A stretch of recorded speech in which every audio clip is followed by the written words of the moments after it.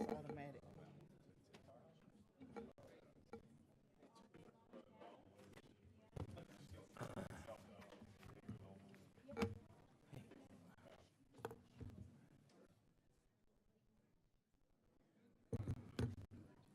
Again, as we begin our meeting, if you would please silence all your mobile devices.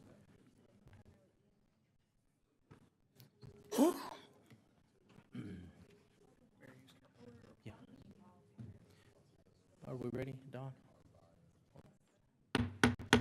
At this time, the mayor will call to order the regular city council meeting for 6 p.m. Tuesday, August 15th, 2023, City Council Chambers, 201 East Nash Street, Terrell, Texas. We have with us in the chambers this evening District 2 Grady Simpson, District 3 Mayor Ronnie Velasquez, Mayor Pro Tem. We have District 4 Stephanie Holmes Thomas, Deputy Mayor Pro Tem, and we have District 5 Phil Robinson. At this time, we would like for Pastor Weems, if you would come forward and lead us in invocation, and if everyone would please remain standing for the flags, the pledges. Shall we bow our heads for a moment? Father, we thank you this afternoon for this significant occasion. How can we say thanks for all of your blessings and your abundant mercy that you've given to us? Your word declares that you are a God of order. You have placed those in this room into divine position to ensure that our community is safe and free from the tyranny of evil that lurks around our corner. I thank you for your blessings upon Terrell. I thank you for the hand of God that's upon our law enforcement and our first responders and those that are involved in emergency care. I pray that you put a hedge around them, guide them, protect them. And those that are in the city government, I ask you, Lord, to give them words of wisdom. Breathe upon them with your strength. Put your mind in their thoughts. You know what's best for our community, and we trust you. And we give you praise and honor and glory in Jesus' name. Amen. I pledge allegiance to the flag of the United States of America and to the republic for which it stands, one nation under God, indivisible, with liberty and justice for all. Honor the Texas flag. I pledge allegiance to thee, Texas, one state under God, one and indivisible. All right, Pastor Weems, if you would, I have our chief of police. This is our mayor and council community recognitions and events. Chief McKean. Mayor and council, I want to take a special moment to recognize somebody who's been very important with the Terrell Police Department. For over 27 years, Gary has mentored us, prayed for us, taken care of us. He has been there every... I married you. Yeah, he married me. Uh-oh, somebody's in trouble. For Police Memorial Week, every year, he's there for us all week, make sure that the officers are taken care of, solicits donations, brings breakfast and food. He's just always been there to mentor us. And for that, we want to recognize you tonight for all those years of selfless service to us and the community. And I believe that the deputy chief has something for you. You set me up. I did. We're sneaky like that. You set me up. With great honor and recognition for your loyal and dedicated service to the Terrell Police Department, we, the members of the Terrell Police Department, present this to Pastor Gary Weems in recognition of your service as chaplain. Your humble service to the Lord has blessed us all. 2 Timothy 3:17. Yes, sir. And Pastor Weems, I too have something.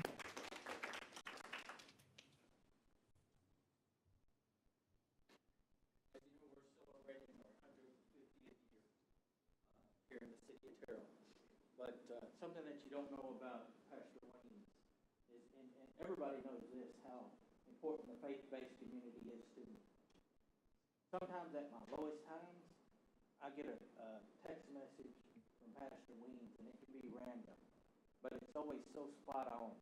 And I don't know how you know or what God has led you to do this, but at many times, at different times while I've been mayor, you've sent me a text, and for that I want to say thank you for all that you do for this community. And on behalf of the city and the mayor and the council, here's a commemorative coin of the city of Terrell, 150 years of community, and it has our city logo, our sesquicentennial. So thank you so much for everything you do for the community. You're welcome, sir. Yes, sir. So we need to take it up. Can we get a picture with all the officers? Yeah, absolutely.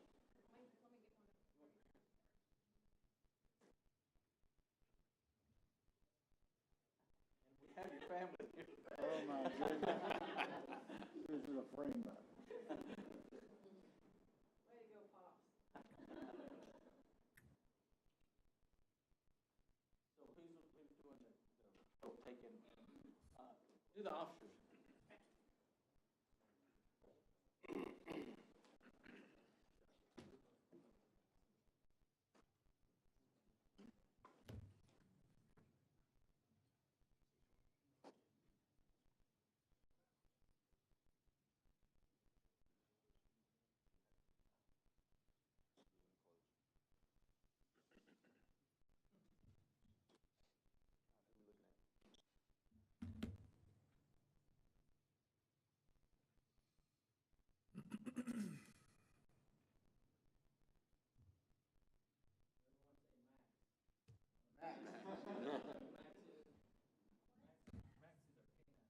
He is here. He's out there in the car. I can get him. I can go get him. So Mr. Whitaker here, they got a frame with voodoo. Thank you, sir. Can we get Stephanie first and,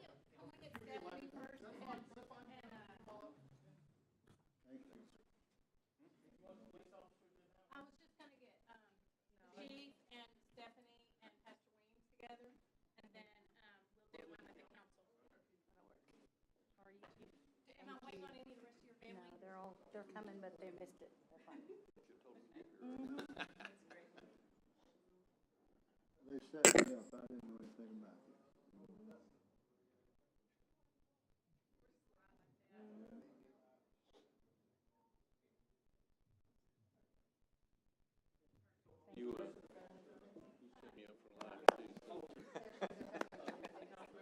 up for life too.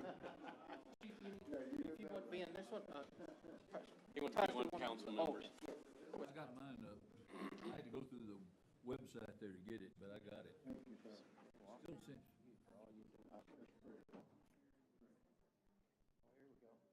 Here's my wife. You know, how's she know about it? That's all right. How's she know about it? Oh, my goodness. Oh, this Be is a tall like frame Mike. up. I'll go here by Mayor Cremona.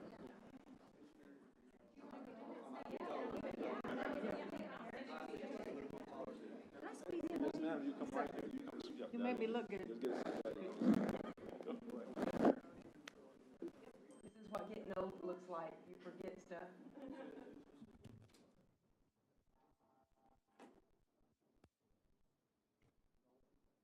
Got it? Thank you, everybody. you want to say anything? Thank you so much. Thank you, sir. Appreciate you very much. Thank you. And y'all probably sped on your way here, but all the cops were here, so it worked out.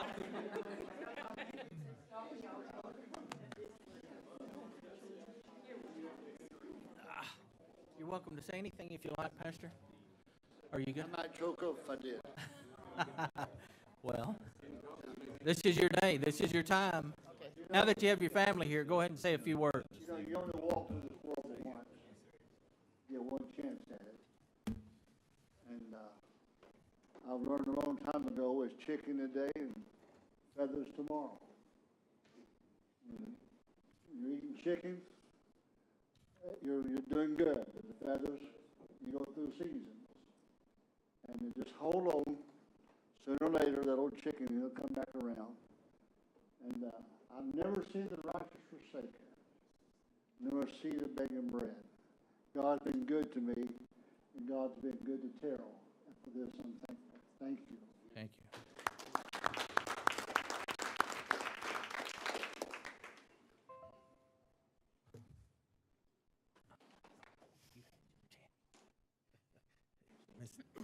All right, does anybody else have any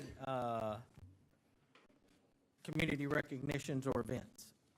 Yes, Mayor. Community recognition. Okay. Yes, go ahead. Anybody got the picture? Oh, Are your, is your, is fantastic. your mic on? Yes, sir, it's on. Okay, great.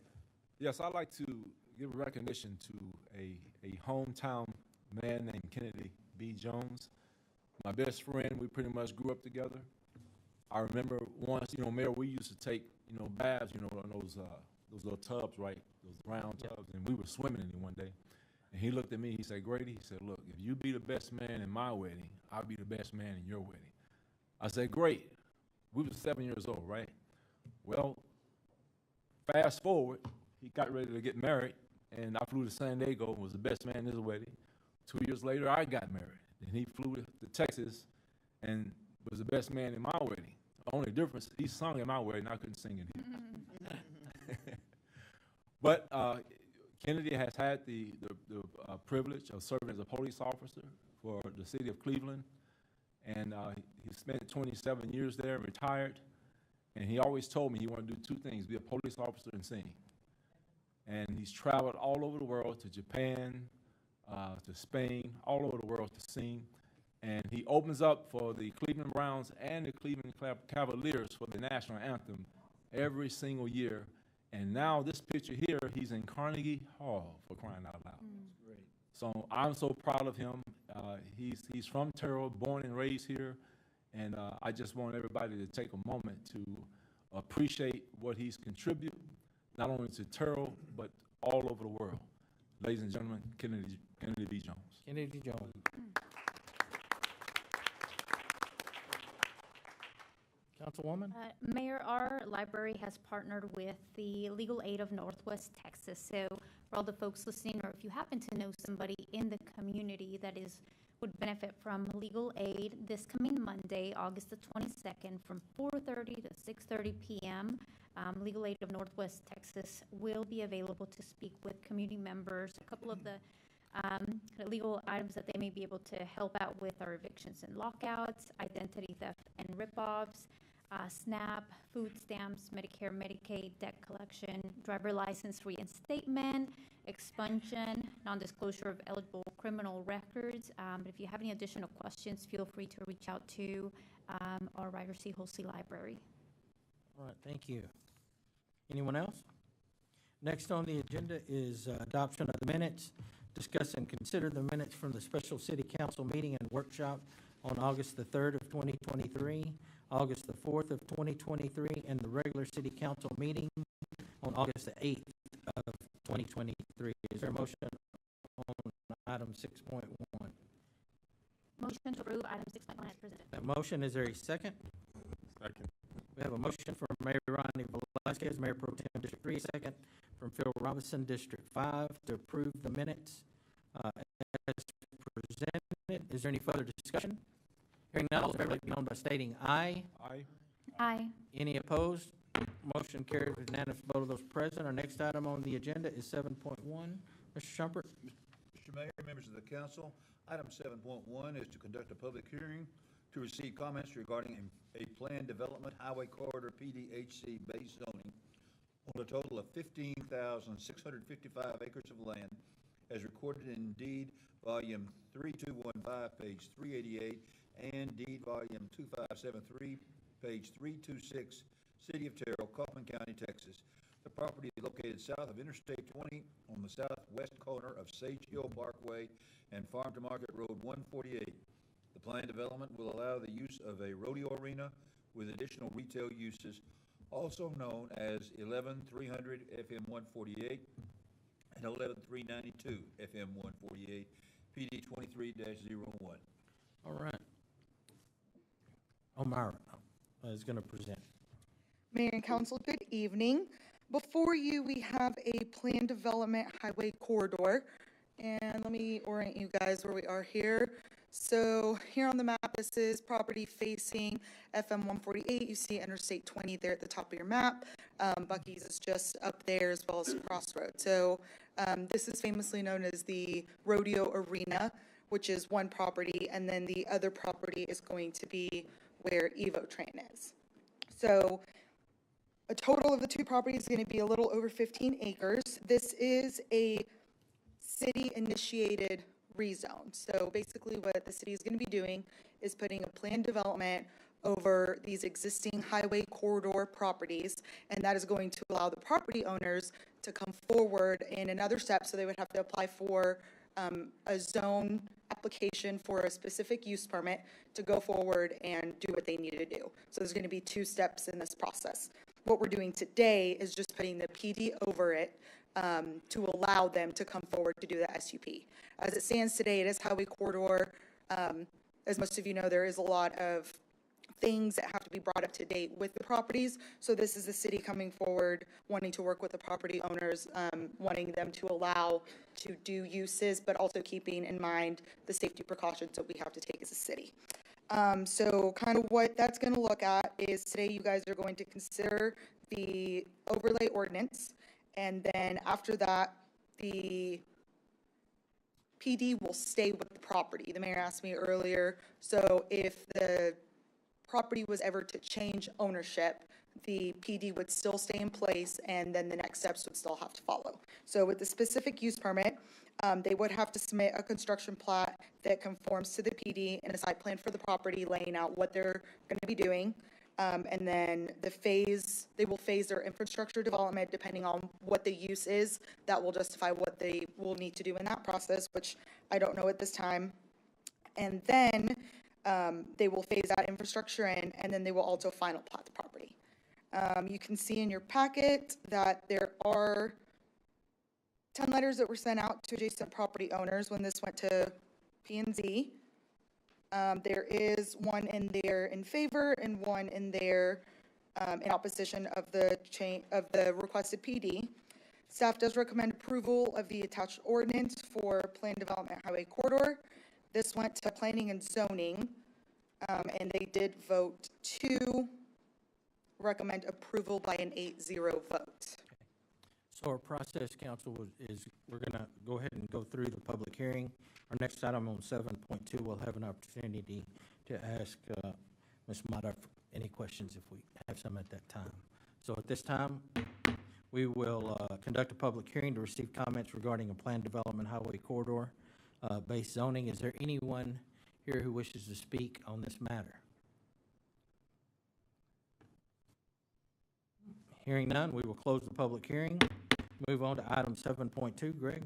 Yes, Mr. Mayor, members of the council, we bring to you tonight ordinance number 2958, an ordinance of the City Council of the City of Terrell, Kaufman County, Texas, providing for the creation of a planned development highway corridor, PDHC, under the provisions of Section 31A, Appendix 2, zoning ordinance of the City of Terrell, on certain real property located south of Interstate Highway 20, on the southwest corner of Sage Hill Parkway and Farm Road 148, consisting of 15.655 acres of land out of the Swing and Law Survey, abstract number 512, Kaufman County, Texas, and more particularly described by meets and bounds and deeds recorded in volume 3215, page 388, and volume 2573, page 326, Real Property Records of Kaufman County, Texas, and also known as 11300 and 11392 FM 148, Terrell, Texas.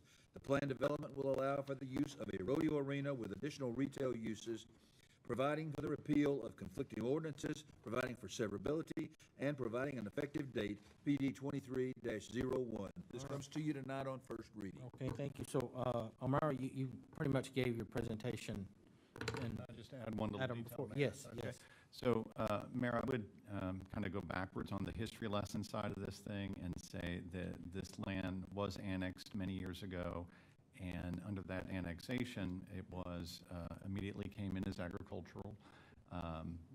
Council later, back in the 2016-2017 period, rezoned it to be highway corridor, and then many things have happened since then, so I won't go through that whole history.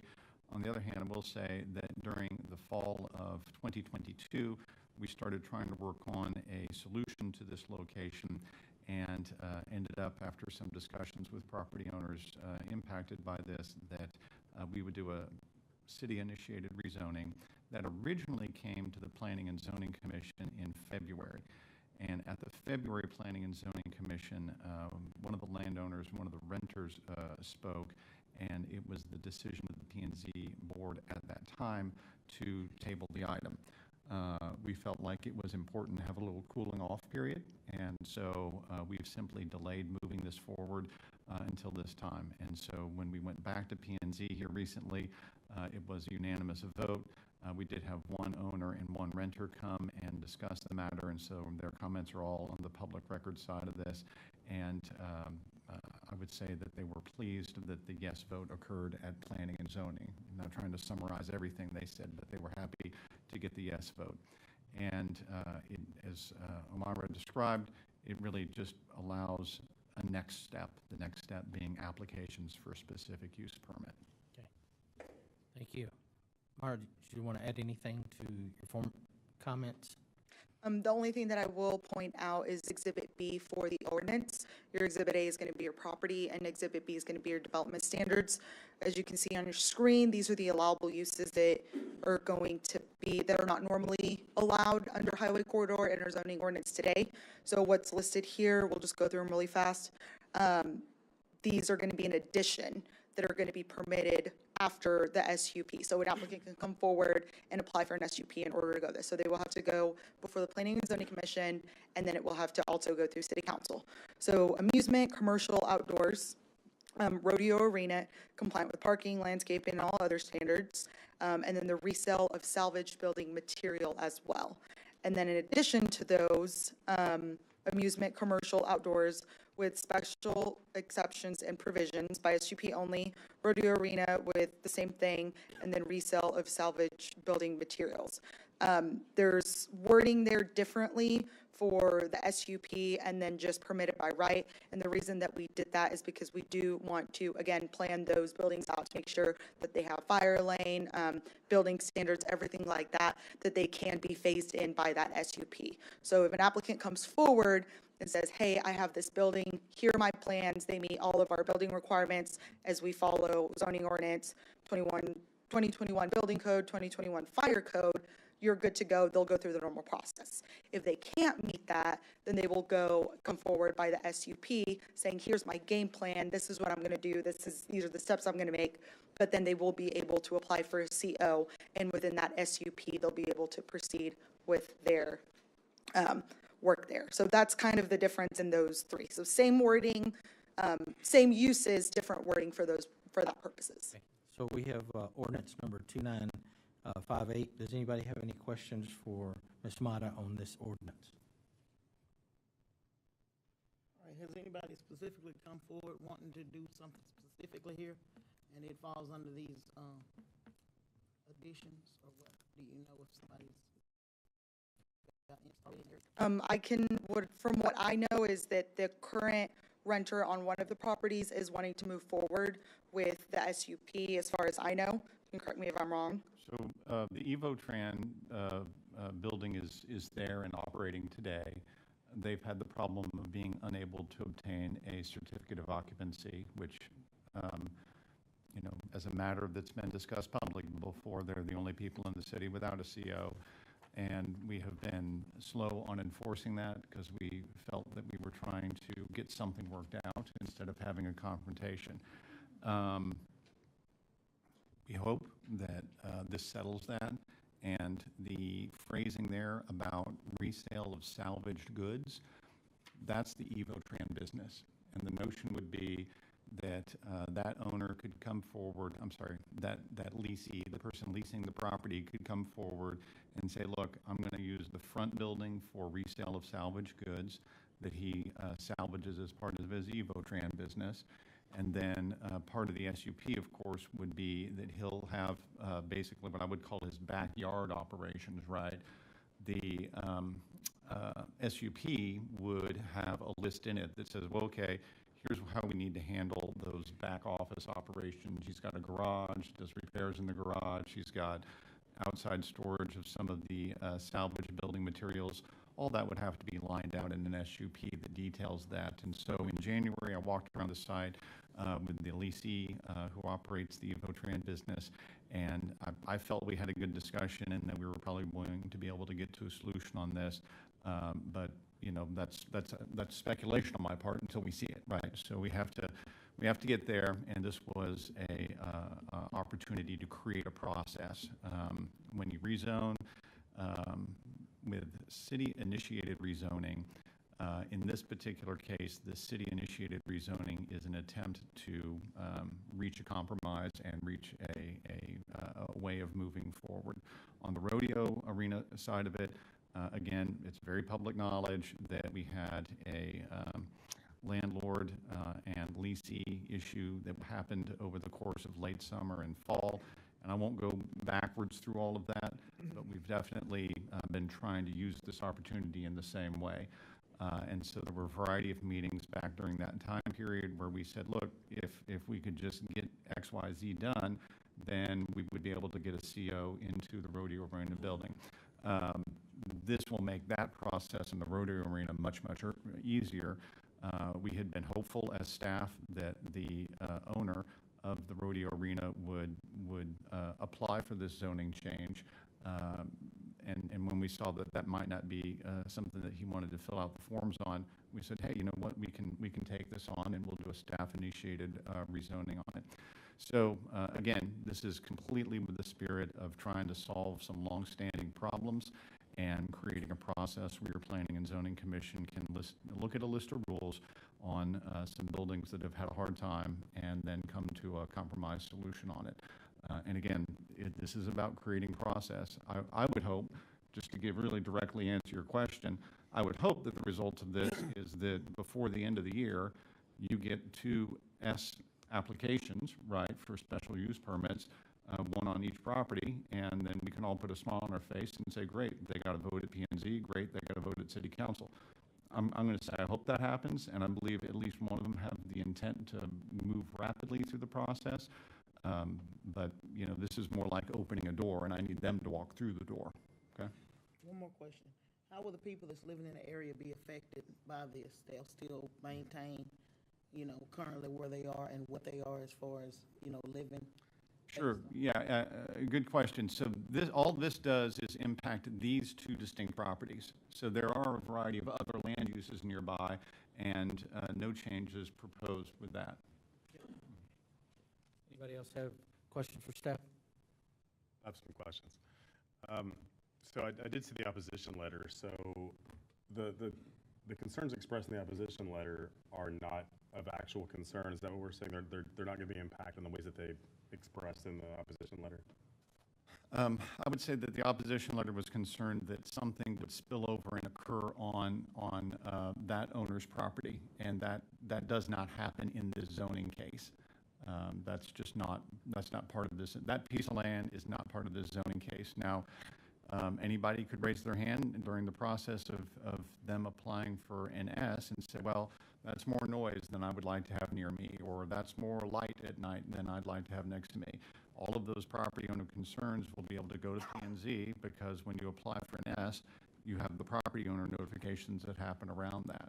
So if the specific thing she wrote about is not going to occur. On the other hand, if someone's concerned about lighting or noise or some other issue like that, then they'll have the P&Z hearing to come forward and express their concerns. Have the property owners of Evotran or the rodeo arena expressed any concerns about this change, or are they completely on board, or has it been discussed with them? Sure, good question. I'll do it one at a time. The property owner of the Evotran location is not the business owner. That's a leasee lessor situation. The property owner drove over from Seagoville on the night of the Planning and Zoning Commission and gave a variety of comments and was supportive of the zoning change.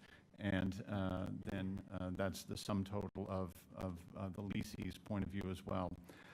On the rodeo arena side of it, I would say that we have not really been in contact with the rodeo arena owner or the leasee since this February time period, but we've had, during the late summer and early fall of 2022, we met with them many times And that's when we were discussing with them our hope that they would be the applicant. And they simply didn't want to be the applicant. So my hope is that once it gets passed, we'll be able to reach back out to them and give them that opportunity. I know that some of the concerns that were expressed to me with regard to the rodeo arena in particular is the, getting that facility up to code would be prohibitively expensive. And so I noticed that, some of to meet the SUP here, there's going to be a lot of updates, right? Has there been any discussion at all, I guess not with the rodeo arena, with regard to, working with, or sort of assisting with some of these things, or? So yeah, let me just talk about them one at a time. On the rodeo arena side of it, there have been a lengthy series of meetings involving an attorney who was engaged by the leasee, and some of those meetings involved the owner of the land as well.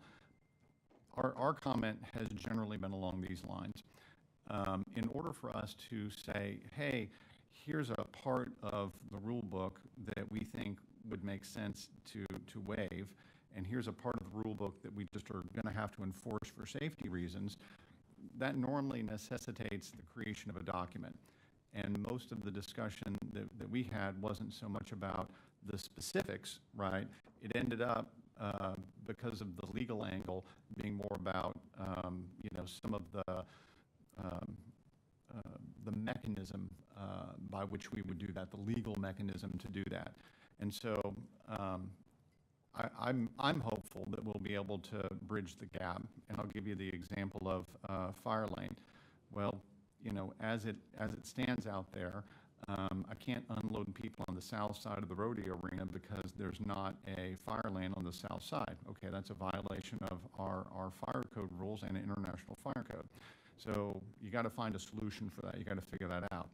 Well, that's at least a straightforward thing that involves somebody spending money to build the pavement necessary for that fire lane. On the other hand, what's more difficult? There's not the water supply necessary for the rodeo arena to have a sprinkler system today.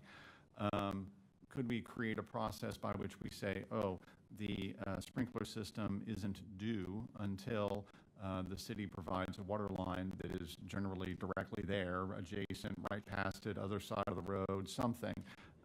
So you'd have to come up with wording that says, hey, it's okay to wait on this, but you got to move forward on that.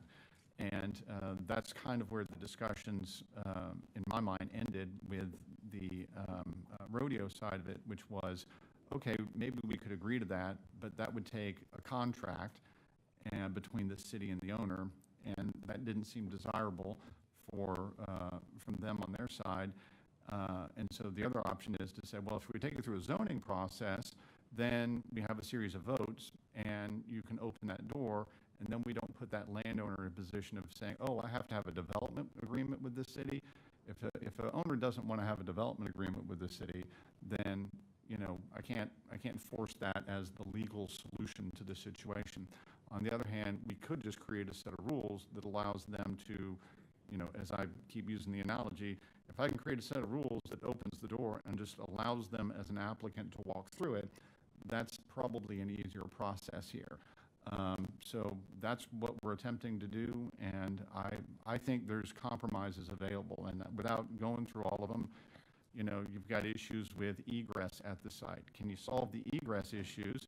Well, that sure does make you feel better about the lack of some of the other safety concerns out there. If people can simply exit a building, then, a lot of things can flow from there. If I don't have enough exits for the number of people and they're not in the right places, I feel a little bit more nervous about it because job one is get them out of the building. So last question, have we done our due diligence in reaching out to these property owners so they're aware this is taking place? Mm-hmm. Yes, sir.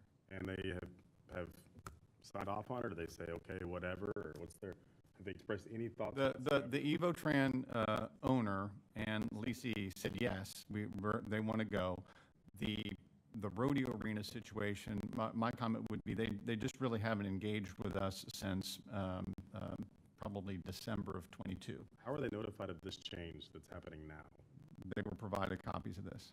Okay. by email and by mail. Okay. Is it true that they had to be notified because they're the property owners, right? That's correct, yes, sir. Well, Myra, and staff and city council, We can't debate yet, but the staff you can. or staff. I would say that, we had, sounds like, and from previous conversations, we had, whether it was both property owners and business owners that shared a concern. We tried to come to, a compromise, a solution, that was halted back in early of 2023, and now we are trying to resume, having a compromise, a solution. I'm hearing that there's a property owner and a property owner and a leasee on one parcel of land that are in favor. I'm hearing that the other property owner and leasee may or may not be in favor of this because we just don't know at this time. I want to keep in mind the standards and safety. I think of safety as the first thing that comes to mind, whether it's these properties or the properties across the street or across town, that yes, we are compromising to the extent that we can to keep businesses in our community, but also holding their feet to the fire in terms of safety for those that are in those individuals that could come to those buildings or properties in the future and the surrounding community. I do have one question here. We move forward with this planned development, and the property owner of where the rodeo arena sits right now, the property owner decides, they want to sell the property, or they want to transform the rodeo arena into another allowable use on Highway Corridor. They would still be allowed to follow the Highway Corridor rules if they wanted to do something different than a rodeo arena, which, whether it's this current owner or a future owner, 3, 10, 15 years from now. That's correct, yes, ma'am. The zoning will stay with the property even though if it changes ownership. That's correct. Thank you. Anybody else have a question for staff? Hearing none, thank you, Mara. We have discussed and considered ordinance number 2958. Is there a motion? I would like to move that we postpone the vote on this until we have additional communication with the property owners. Okay, so there's a motion to postpone. Is there a second? I second.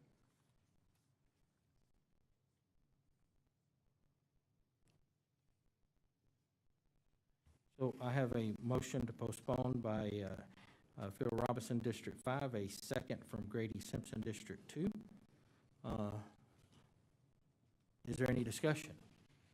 So I'll open up the discussion and say, we had an 8-0 vote by planning and zoning to move forward with it. Is there the reasoning behind the postponement is to give? I know that when I spoke with these property owners previously, they had many, many concerns about the zoning and the requirements to upgrade the property. So I would just like to, before I can vote in a way that's educated, to understand the situation, I'd like to understand sort of their perspective on what we're doing and to see if this is meeting their needs as well as ours. And that, I just think another week of, having that in play is.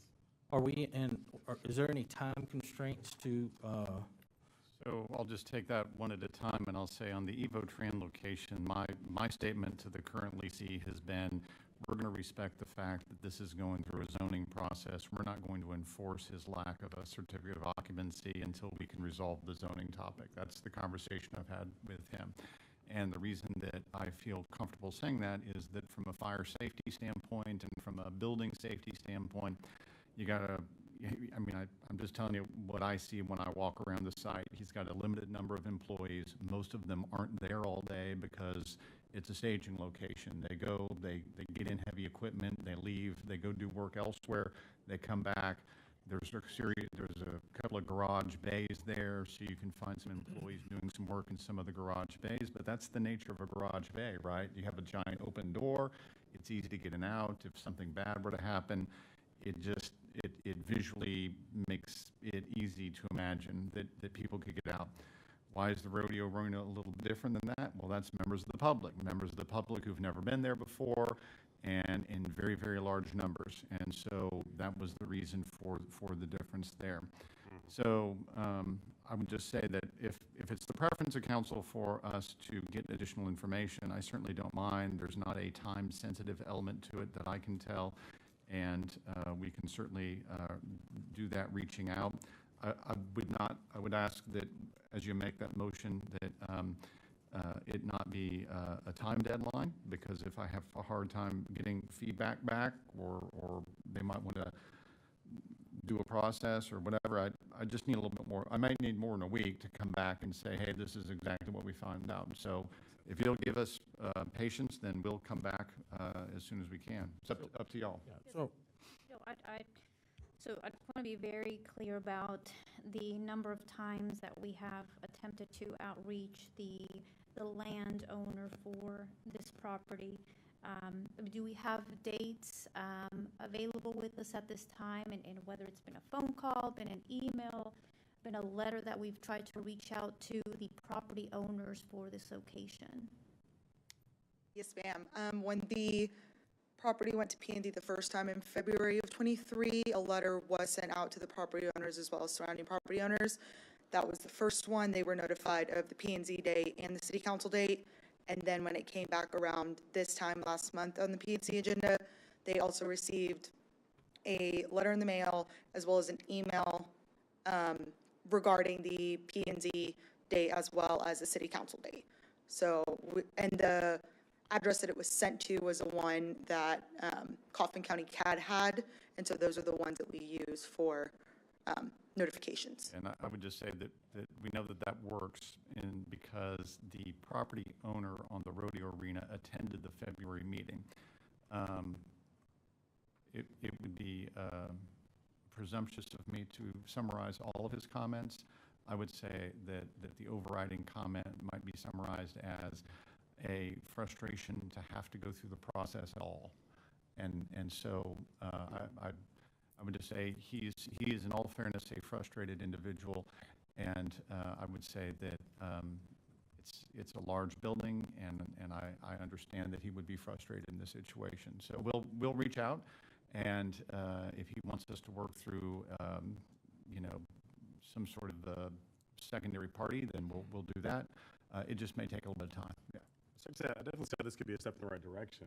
I think this is going in the right way. I just want to make sure before we vote that it is addressing the issues that are at play. Yeah, and I guess having talked more with the Evotran business, and then having talked with the leasee of the rodeo arena more, I would say that the part that they both get stuck on and frustrated by is exactly what is coming up here, right? Which is, what is the list going to be, right?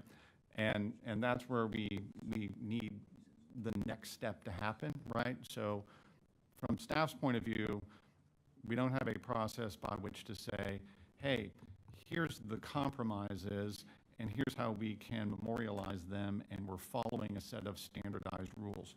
And so if I create this PD process, I think both landowners would express to you, okay, that's nice, but it's frustrating that I still don't know what I'm going to have to do in the S part of this thing, right? And the answer to that is simply, well, under state law, the point of having an S specific use permit available is that it gives the Planning and Zoning Commission discretion to say, oh, in this particular case, that building has such unique characteristics that we just make a list of 5 or 6 special considerations with that one building.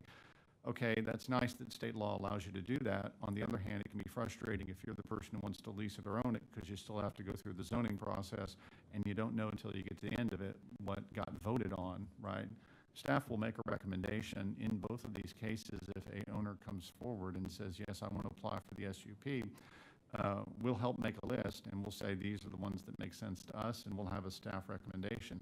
But you have to realize from their point of view, they know that that's not binding until they get a vote of the P&Z and a vote of the city council. And that's part of, they realize it's a process, and so they look at it and say, that's frustrating that we have to go through that process.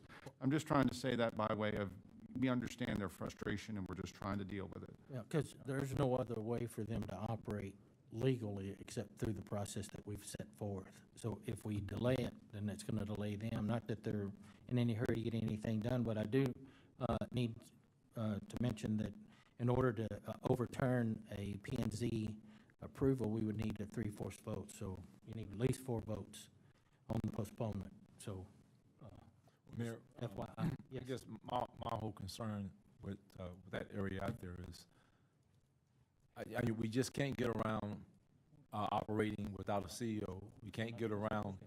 To deny it. Yeah. I'm sorry. I'm sorry. It was to deny it. Not to postpone, but to deny it. Yeah. 3 votes to postpone would be okay. 3 votes to say yes would be okay, but you got to have 4 votes to deny it. Sure. Okay, got it.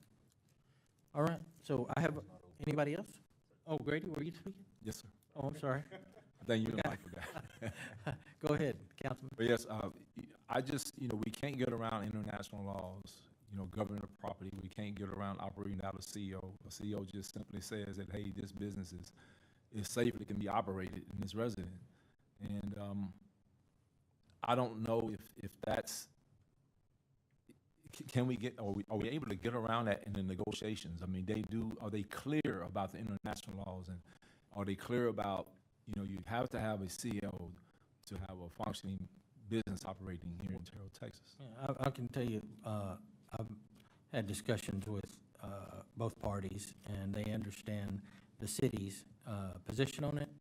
They don't agree with it, they don't like it, I understand that, but it is the situation that they're in, and we're doing all we can to work with them. This was a step in the right direction, trying to show, hey, you know what, the city does want you to move forward with your project, and but let's give them some time. If that's Mayor, if we're going to have a platform for negotiation, I mean, we have to be able to say, hey, we can't move the needle on a CEO. We can't move the needle on international law. It's just, I mean, that has to be automatically concrete and planted into that process when you're talking about negotiating. Otherwise, it's going to be hard to come to any type of compromise. Okay.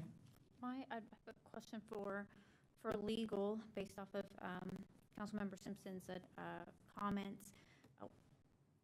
Is there any reason why we can't move forward with the planned zoning for the property where Evotran currently sits on, and we have to all go together in a package? I see Mike shaking his hand. One ordinance, it's all together. One ordinance at this time. Yes. Okay. I mean, I Good question. No, I'm glad. I feel like, Good question, yeah. I think we're trying to come to it sounds like we're trying to come to a compromise. No. I would prefer to move forward with the plan development today, allow for, and would require of our staff to make sure that they call, email, send a certified letter to talk about those, So gives and takes in terms of the S, right? The SUP application. That would be my preference. Okay. All right, so let's, we have a motion, again, from Phil Robinson, District 5, a second from Grady Simpson, District 2, to postpone 3 weeks. 3 weeks works? 3 weeks. On ordinance number 2958. Any further discussion? I think it's great, we're 50% there. I don't think 3 weeks is gonna kill me. So I'd like to, if that's what we can do to just show we went the extra mile, I'm okay with that. But I think the staff has done great work if they've already gotten half of that done for us. Does it have to start the process all over again, or nope? Okay, good. Great. All right. Anyone else? All in favor, let it be known by stating aye. Aye. Any opposed? Nay. Motion carries 3-1. Next item on the agenda is 7.3, to conduct a public hearing, receive comments regarding a zone change from commercial C to light industrial LI. Property is located at 1131 South Virginia Street, City of Terrell, Coffin County. Is that right? That's correct. Coffin County, Texas, ZC 23-05. This is a public hearing, and this is going to be handled by our city engineer, Chris Snap.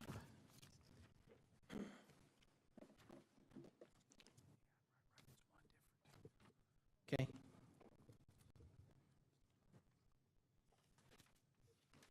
Council and Mayor, come before you with the applicant that applied for rezoning of property. It's currently property as commercial at this time, requesting to go to light industrial. What we have on the map today in front of you is the location of the property. And if you'll go to the next slide. There you go. Looking at the future land use and the zoning of the property around that area, everything around there, as you can see, that one property is commercial, and that property is requesting to go light industrial. But the Planning and Zoning Committee reviewed this and voted unanimously to deny this, 8-0. Just as a standard process that we always do, we send out letters in the buffer zone. That's in the packet that you have there. There was no letters received. And the purpose of this rezoning of it was to resell the property. There was not a contingent property owner lined up at this time. At that time, when it came before the P&Z, I'm here to tell you tonight that there's a good prospect that is looking at the property, and it'll apply under the commercial zoning. So the only thing that might have to be done is a SUP for there, but it looks favorable at this time. Okay. So.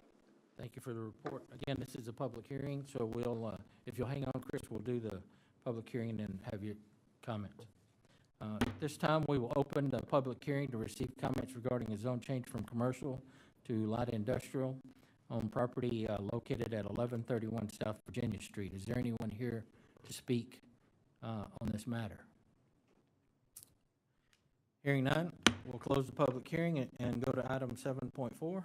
Yes, Mr. Mayor, members of the council, we bring to you tonight ordinance number 2999, an ordinance of the City Council of the City of Terrell, Kaufman County, Texas, amending Appendix 2 zoning ordinance of the City of Terrell by changing the zoning classification on certain real property, more particularly described as Lot 2A, Block 729, Terrell Revised Edition, and also known as 1131 South Virginia Street of Terrell, Kaufman County, Texas, as shown on the plat attached here to as Exhibit A and made a part hereof for all purposes from Commercial C to Light Industrial LI, providing for the repeal of conflicting ordinances, providing for severability, and providing an effective date. This comes to you tonight on first reading. All right, Chris, let me help you out a little bit. This is an 8-0 denial of our planning and zoning. Does anybody have any questions for, huh? Because, oh, well, it's not for us to discuss. I'm gonna, staff handle that. You may answer? Yeah, so my answer would be turn to agenda item page 35. And I would tell you that having attended a fair number of P&Z meetings, I would say generally speaking, planning and zoning commissions don't like to read what's written here. More potential buyers fit into light industrial than commercial. So the owner didn't come forward and say, we're going to do X, Y, Z, and this is what we want to do. They came forward and said, it's going to help me sell the property because more potential buyers fit into light industrial than commercial. And, you know, I think that answers your whole question right there. That was the essence of that worry. One other thing is it doesn't fit the future land use that we accepted many years ago, or several years ago. So that's the charge that they try to adhere to, is the direction that the council's approved with the future land use. They try to adhere in that direction. it's a lot less restrictive zoning for light industrial. That's correct. Yeah, okay. All right, does anybody else have any questions? Okay, thank you. Thank you. Is there a motion on item ordinance number 2999, right? 2999? Correct. And that would be in the motion if you so choose to move to accept the planning and zoning's recommendation to deny ordinance number 2999. Correct. Okay? Mayor, I motion to accept the recommendation of planning and zoning for ordinance number 2999. Well, does the ordinance deny it, or? Okay, okay. That's correct. Got it, okay, all right. Making sure. Got a motion, and it's, I messed up tonight too, so that's twice. Motion, is there a second? Second. There's a motion from Mayor Ronnie Velasquez, Mayor Pro Tem District 3, second from Grady Simpson, District 2, to accept the planning and zoning recommendation to deny ordinance number 2999. Is there any further discussion? Hearing none, all those in favor, let it be known by stating aye. Aye. Any opposed? Motion carries unanimous vote of those present. Our next item on the agenda is 8.1, discuss and consider council board responsibilities.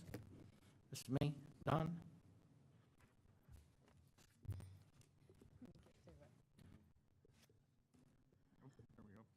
Mayor and council, the council board responsibilities are in your packet, and I believe this was discussed last week. We do have some unassigned boards that need a council member assigned to those. So, Councilman Phil Robinson, District 5, welcome to the Building and Standards Board, and also welcome to the Zoning Board of Adjustments. I move that we appoint District 5, Phil Robinson, to the Building Standards and the Zoning and Board of Adjustments. Is there a second? Second. Motion and a second. There's a motion from the mayor, a second from Grady Simpson, District 2, to appoint Councilman Phil Robinson, District 5, to Building Standards and to Zoning Board of Adjustments. Is there any further discussion? Hearing none, all those in favor, let it be known by stating aye. Aye. Any opposed? Motion carries unanimous vote of those present. Our next item on the agenda is 9.1, discuss and consider amendment to Lawrence Water Supply Corporation wholesale potable water supply contract. This is going to be handled by John Godwin. Good evening, Mayor and Council. This is the action item from the discussion item from last week. And just really quickly to refresh your memory, North Spur is building a large subdivision. They need water. Lawrence Water Supply Corporation has the pipes to get that water to them. City of Terrell is one that sells the water. And so in order to do that safely, Lawrence has asked us for an amendment to the existing wholesale agreement that Terrell has with Lawrence Water Supply, so that they are not penalized if they sell too much water to North Spur. This is the ordinance, and it has been revised by our, as we call her, our Austin lawyer. So she's added 200 words to the draft that you had last week, but nothing substantive. It's just extra, with all due respect, lawyer words that she's put in there. And so recommend approval of this so that Lawrence will feel safe selling water for North Spur, and that development construction will go forward. And again, it's only for construction water. Terra will sell all the actual retail water when that time comes. And there'll be a separate meter? Correct. They have their own meter, and they have an agreement that says all that already in place between those two parties. Got it. Okay. Does anybody have any questions for staff? All right. Thank you.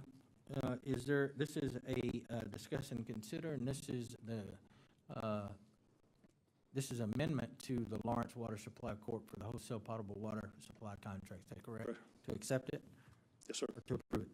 Approve. Approve. Okay. Got it. Is there a motion on item 9.1? Motion to approve the amendment to the Lawrence Water Supply wholesale potable water supply contract. Have a motion. Is there a second? Have a motion from Phil Robinson, District 5, a second from Stephanie Holmes Thomas, Deputy Mayor Pro Tem, District 4, to approve the amendment to the Lawrence Water Supply wholesale potable water supply contract. Is there any further discussion? Hearing none, all those in favor, let it be known by stating aye. Aye. Any opposed? Motion carries unanimous vote of those present. Our next item on the agenda is 10.1, discuss resolution number 2089, a resolution of the City Council of the City of Terrell, Texas, giving notice of intent to establish the City of Terrell PACE program. Mr. Godwin. This is kind of an unusual thing that we're bringing before you, unusual in the sense that we think it's creative and a great way to go. The PACE program, I was first introduced to it when I worked in Lamar County in Paris a number of years ago, and it works a lot of different ways, but it's especially designed to use energy savings to generate funds to renovate old buildings. It's especially good for downtown redevelopment. Paris has got a great downtown, or they have the potential to have a great downtown, just like you have a potential great downtown and a lot of good stuff going on here already.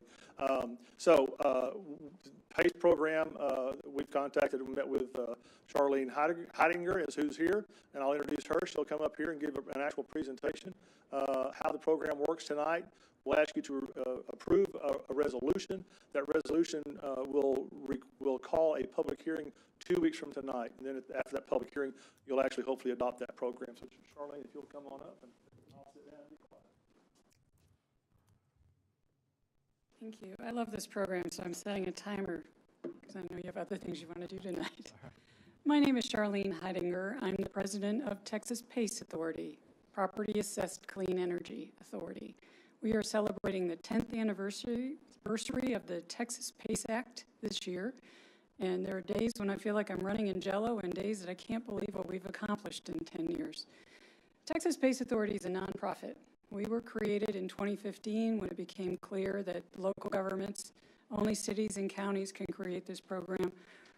It was not reasonable to expect local governments to figure this out and run your own programs. When the COGS said they didn't want to do it, the only thing closest to a local government was a nonprofit.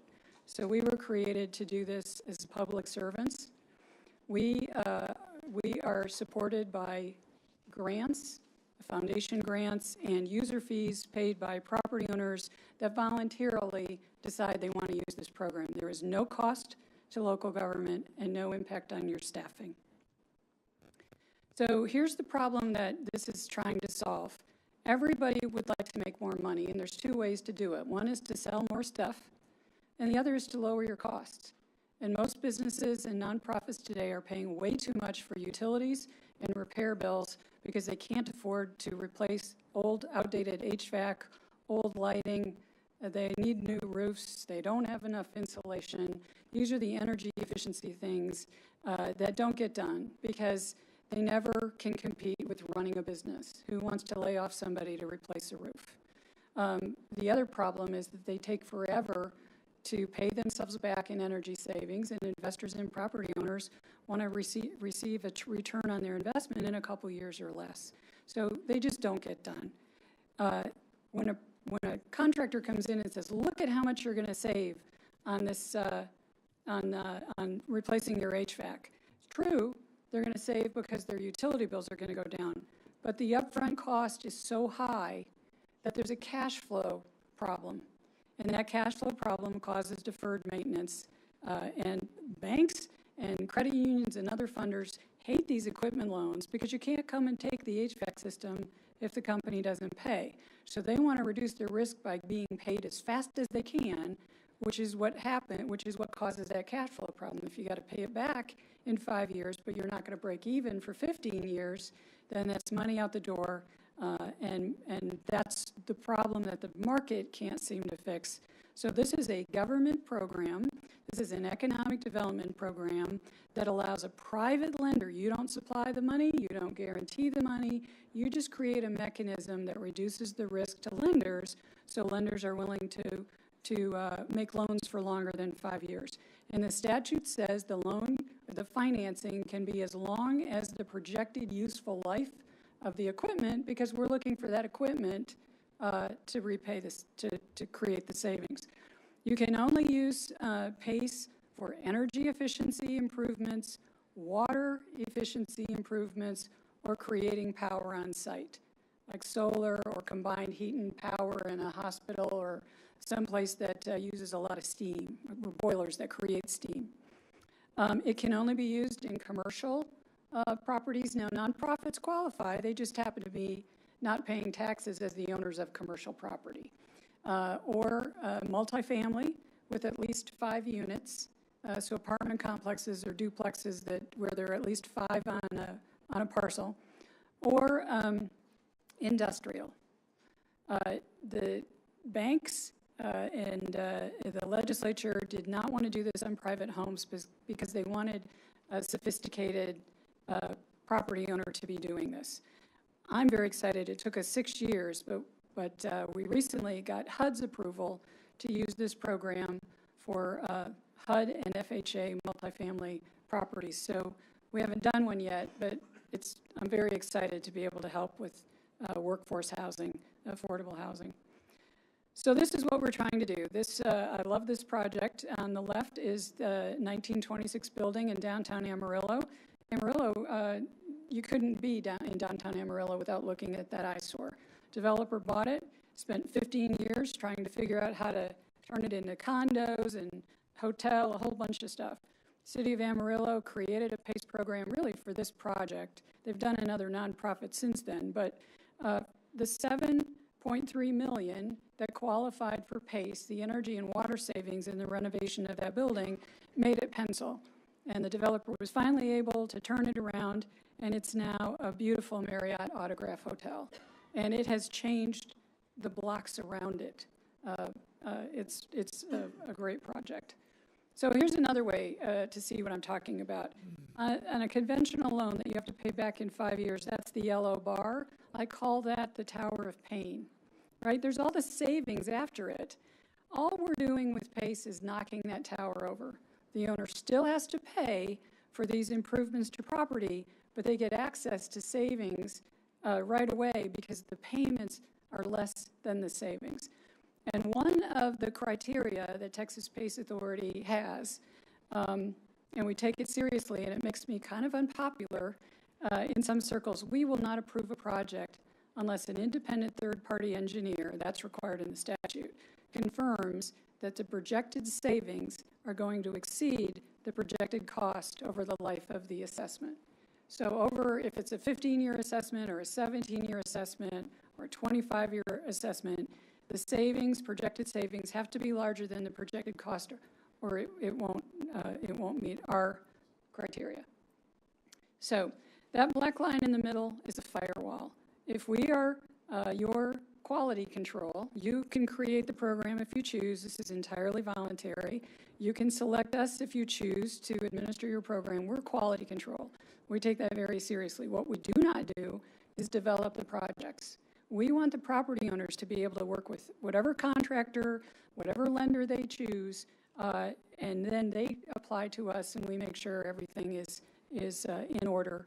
In addition, if there's a senior loan on the property, because this is a governmental assessment on the property, it is the same level as taxes, so non-payment would mean that this installment that's missed gets collected before the mortgage or the senior loan is collected. So this has to be voluntary and it has to stand or fall in the marketplace.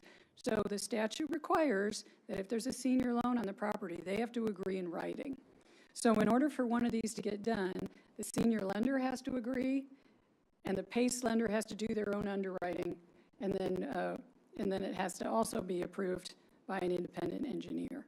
So we've done everything we can up front to ensure that these will be successful. This is a great time for you to look at it because we now serve 91 local governments. Every local government we serve has a separate web page that shows the impact of the program in the local governments. So you'll see you're in good company here. Another reason that this is a good, see, I'm already way behind. Okay, so another reason that this is a good time to look is that the program has proven itself. We've now done over $400 million in PACE financing. We facilitated that, right, because it's all private lenders. There are 79 projects. The largest one is $40 million. The smallest one is $70,000. And we've committed to serve all of Texas. On Thursday at 2 in the afternoon, we're hosting a representative of USDA's rural Texas department here in Texas to talk about how PACE programs work with their Rural Energy for America REAP grants, their business and industry loan guarantees, and one of the things that's beautiful about this program is it complements everything. Utility incentives, federal incentives, new market tax credits, opportunity zone financing, historic tax credits. People can put all of those in their capital stack when they're getting ready to buy and renovate a building or just to do the renovation of an existing building. So just to show you why this works, the yellow line is if the owners of this building have 1.3 million to replace the HVAC and the lighting. There are hundreds of thousands of these 1980s buildings in Texas that all need new HVAC and all need new lighting. We should be doing 10 of these a month, and someday we will. But the yellow line is why they don't put their own money into it. When you add the interest rate to a short-term loan, that's the red line, it's almost 10 years before they break even, before they're cash flow positive. But with PACE, because the savings exceed the cost, most of these are cash flow positive on day one. So we have taken a lot of old buildings, old office buildings, and turned them into apartments. That's pretty exciting. This one that's a shell in Temple has the windows in it now. I need to get a new picture, but it changes a downtown when you can do this. Old historic buildings, the two on the sides are in Fort Worth. The one in the middle is in Houston, are now pretty fancy hotels. I don't know if any of you used to drink Falstaff beer, but this is the brewery on Galveston Island. It's a couple blocks from where the cruise ships land, and it's going to be a hotel. In Castroville, outside of San Antonio, a group got together and bought 5 buildings. They're working with one PACE lender to renovate all 5 of them and bring them back to life. So 3 have been done. These are the first 2. We have 2 more to go. Last year, we finally got investment in hospitals and medical facilities. They have to be privately owned. We can't do government programs. But if you have government buildings you're interested in making more energy efficient, the comptroller has a program that's actually even better because the rates are lower and they provide the engineering free. So we can also share that information with you. But we're seeing impacts across Texas. This little feed store in Elgin, that got a REAP grant, $31,000 free cash from the USDA for this solar project, and they got another $38,000 from Encore, the utility, making a $200,000 solar project about $130, $1,000. It's great. We got a spaceship in Laredo that's going to be a hotel, an old dude ranch that's going to be a resort in Jeff Davis County, Fort Davis, and then 3 old historic buildings in downtown Waco are now offices. And finally, this is where I learned what economic impact we could have beyond what I know. And this is an old Hager sewing plant in Corsicana. Outside of this room, men don't really wear suits anymore. And so it had been empty for 10 years. And a manufacturer of sporting clothing, cheerleading uniforms, name it, called Navarro County early on and said, we're from Missouri, we're doing a site visit, that plant's perfect, if you'll create a PACE program, we'll buy it. They did, and they did. And what I didn't realize is we also created 60 permanent jobs in Corsicana by opening up a plant. So it went back on the tax rolls, and people got hired. So those are the most fun for us, although I'm about the energy and water savings that lower the cost for the business.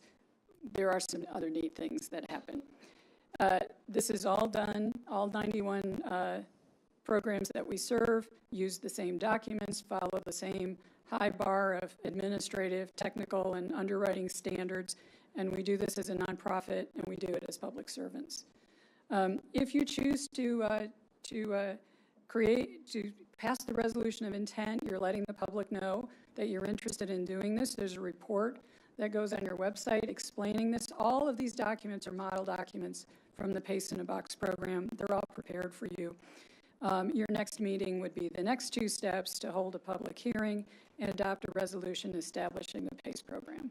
So if you want to move forward today, I would encourage you to make sure at the back of that resolution of intent is a place where you put the hearing date and time, and that has to match. So want to make sure that you have that on a time that you can actually do this. There's really no downside here. I tell people the worst thing that happens is nobody uses it, and it's not intuitive, so we have to do a lot of education and outreach and keep coming back to people to get them to really understand how it works, and that's really a fun part of the job. But I would hope that I'd have an opportunity to work with each of you to find out who are the Rotary clubs we need to talk to, the chambers, church groups, because churches are some of the most inefficient buildings we have, and if we can help everybody, that's really the fun part of this. There are lots of resources. May I answer any questions? Does anybody have any questions? Yes, Mayor. First question I got is, I have 3 questions. Won't take long. One is in regards to the opportunity zones. What has your experience been with opportunity zones, and was it successful or? We've only had one, but it's highly successful. It's an old cotton gym in the Deep Ellum part of Dallas.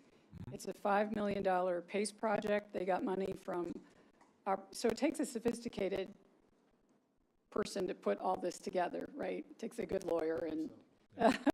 But anyway, it's got opportunity zone money, federal historic tax credits, state historic tax credits, TIF money from the city, and PACE. Okay, so in regards to the investments, are these investors that you have ongoing relationships with, and you pitch a product, pitch a project, and they invest, or are you actually go into a community, say like Terrell, and go and find out who the investors are?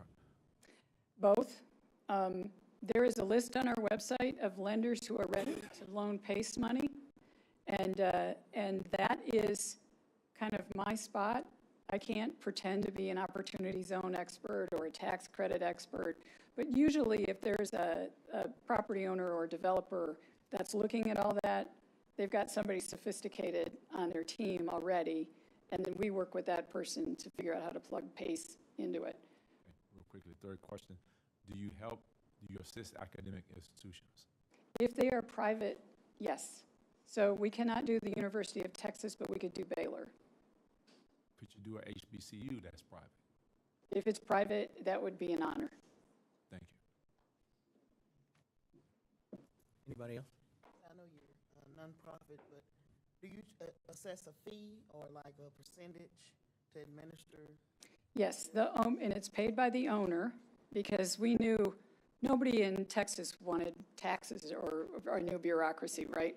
So this is the way it's done in most states. So and I have committed to everyone, and we've already done it twice, that we will lower our fees as we get more volume and we grow, and because the more transactions close, the less we're going to need, because we're not a for-profit, right? So as long as I've got a couple more people I'd like to hire to have people throughout the state, and then we can start lowering our fees.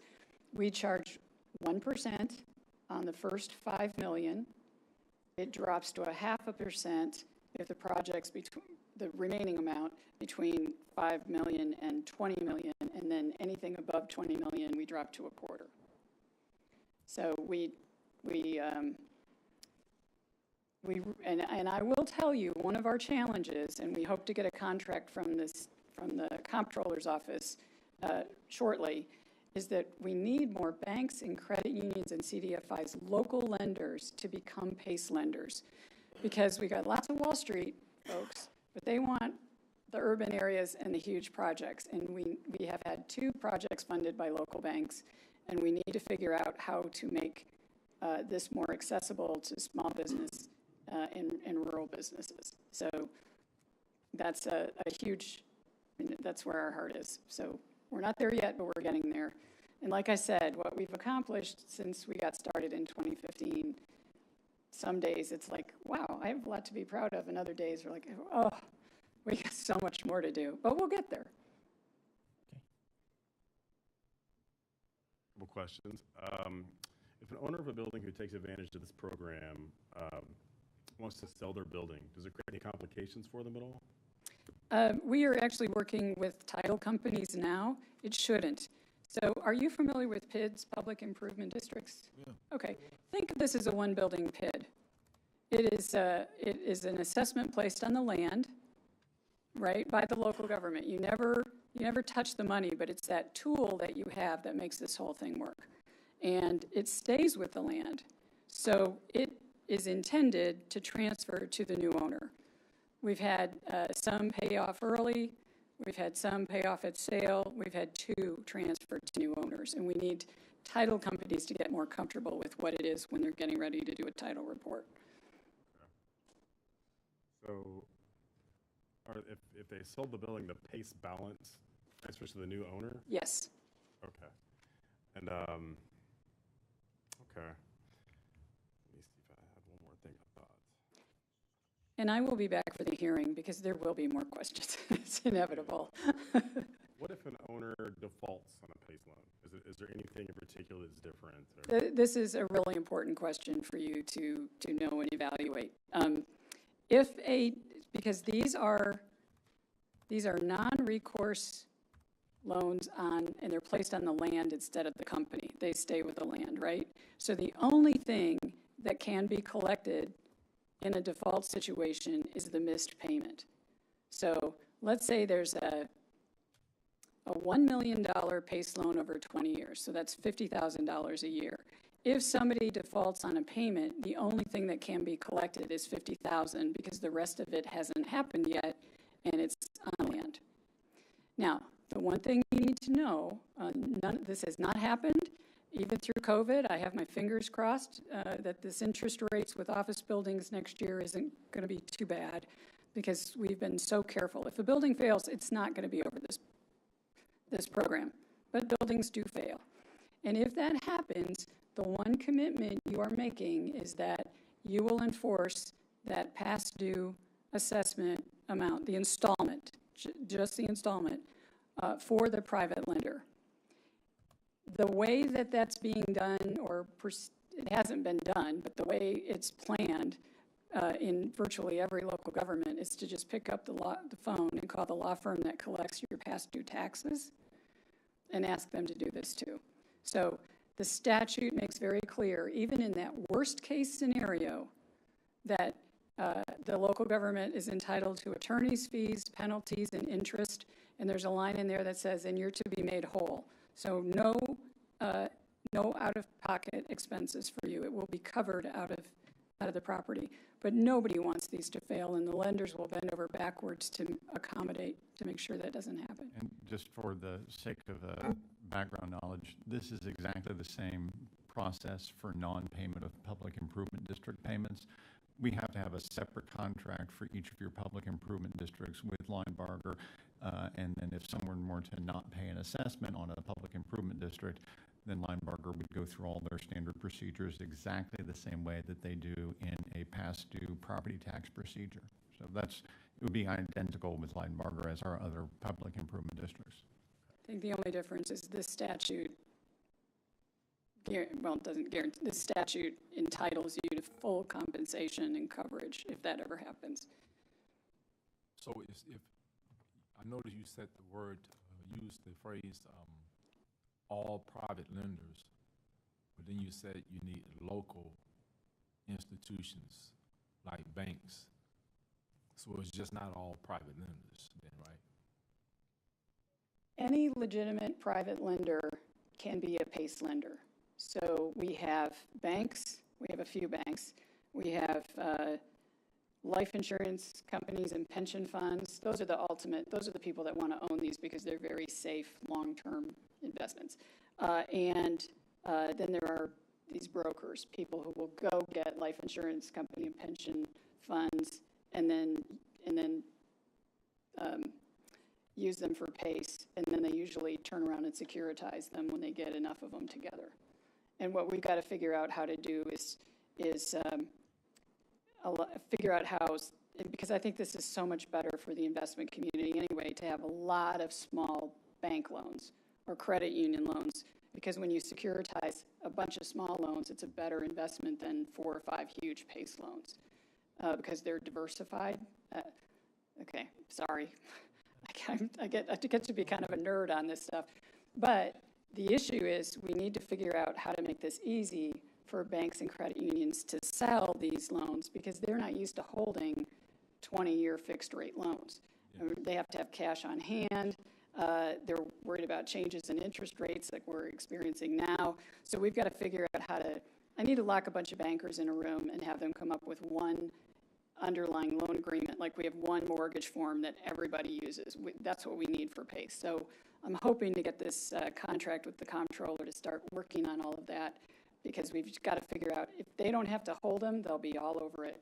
And if they're all over it, they know their customers better than the big guys, and we can keep the money and the profit local, right? Because we're trying to create jobs for local plumbers, local roofers. We want the banks to be a part of that too. So again, this is a long-term, this is what we were created to do, and it's one step at a time, but that's the ultimate goal. I think the program will be stronger, and it'll fly through Texas once we get these local lenders to be a part of it. Thanks for clarifying. I hope that's helpful. That's always very helpful. Anyone else?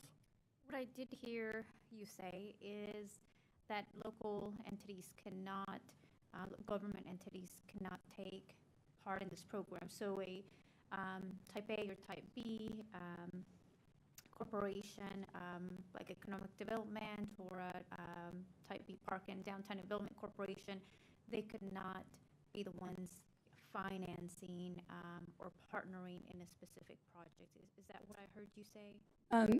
In terms of financing, there might be some other law, but I've often thought, if it were possible for a local government to be a PACE lender, I mean, the interest rate right now just went up to 8.5%, right?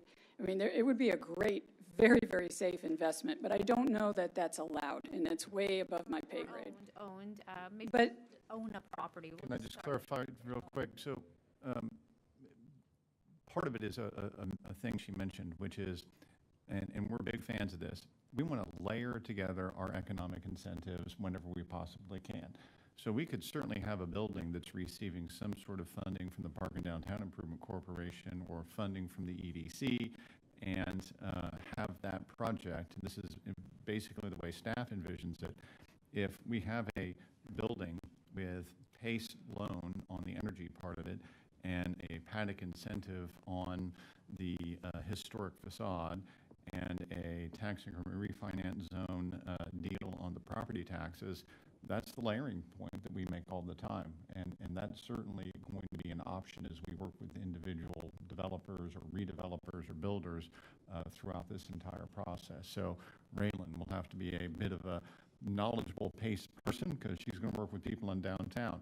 But so does Amira, and so do I, because we may be working with somebody who wants to redevelop a building in the industrial park that fits the PACE category. So we'll all have to know a little bit about it to plug those individual projects in, and then layer together different incentives or different assistance programs for folks who are doing projects. We'll definitely combine it with other downtown projects. And so I'm going to answer two ways. So the nice part about PACE is that it doesn't cost the city any money. So about a quarter of what we've been able to facilitate is in the city of Dallas, because everybody that walks into the economic development office in Dallas and says, I want this, I need this, I want this TIF, this TERS, this grant, they always say, take a look at our PACE program and tell us how you can use that. Because if they can take some of the amount that they've been asked for and have it moved into PACE, then their resources, they don't have to give as much for that project, and they can spread their resources over more properties. So that is one way to look at it. The other thing, though, the other question I think you were asking me is, can you use this on government-owned property? And what I was saying is no, because the statute says that it has to be privately owned.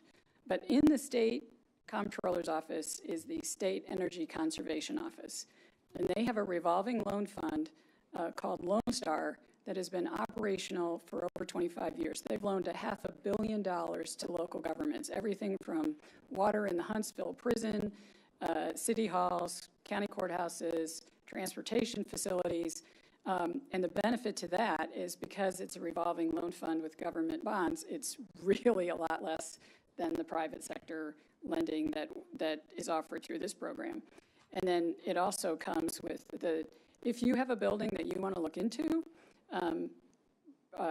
the comptroller's office has engineers contracted across the state, and they will come in and advise you at no cost to you, whether you use their program or not. So it's a great way to get a handle on where you can reduce your costs.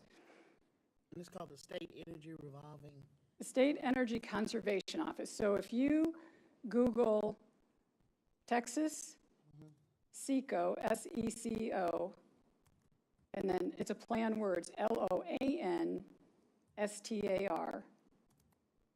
this program will pop up. Or you can just call me and I'll get you in touch with it. The director is so easy to work with. We have it, yeah. Oh, okay, and thank you for your time. I've gone way over what I. Don, you'll have access to this PowerPoint? Okay, thank you so much. So I think what I heard is that it just gives us another tool in the box for redevelopment and helping our community at zero cost.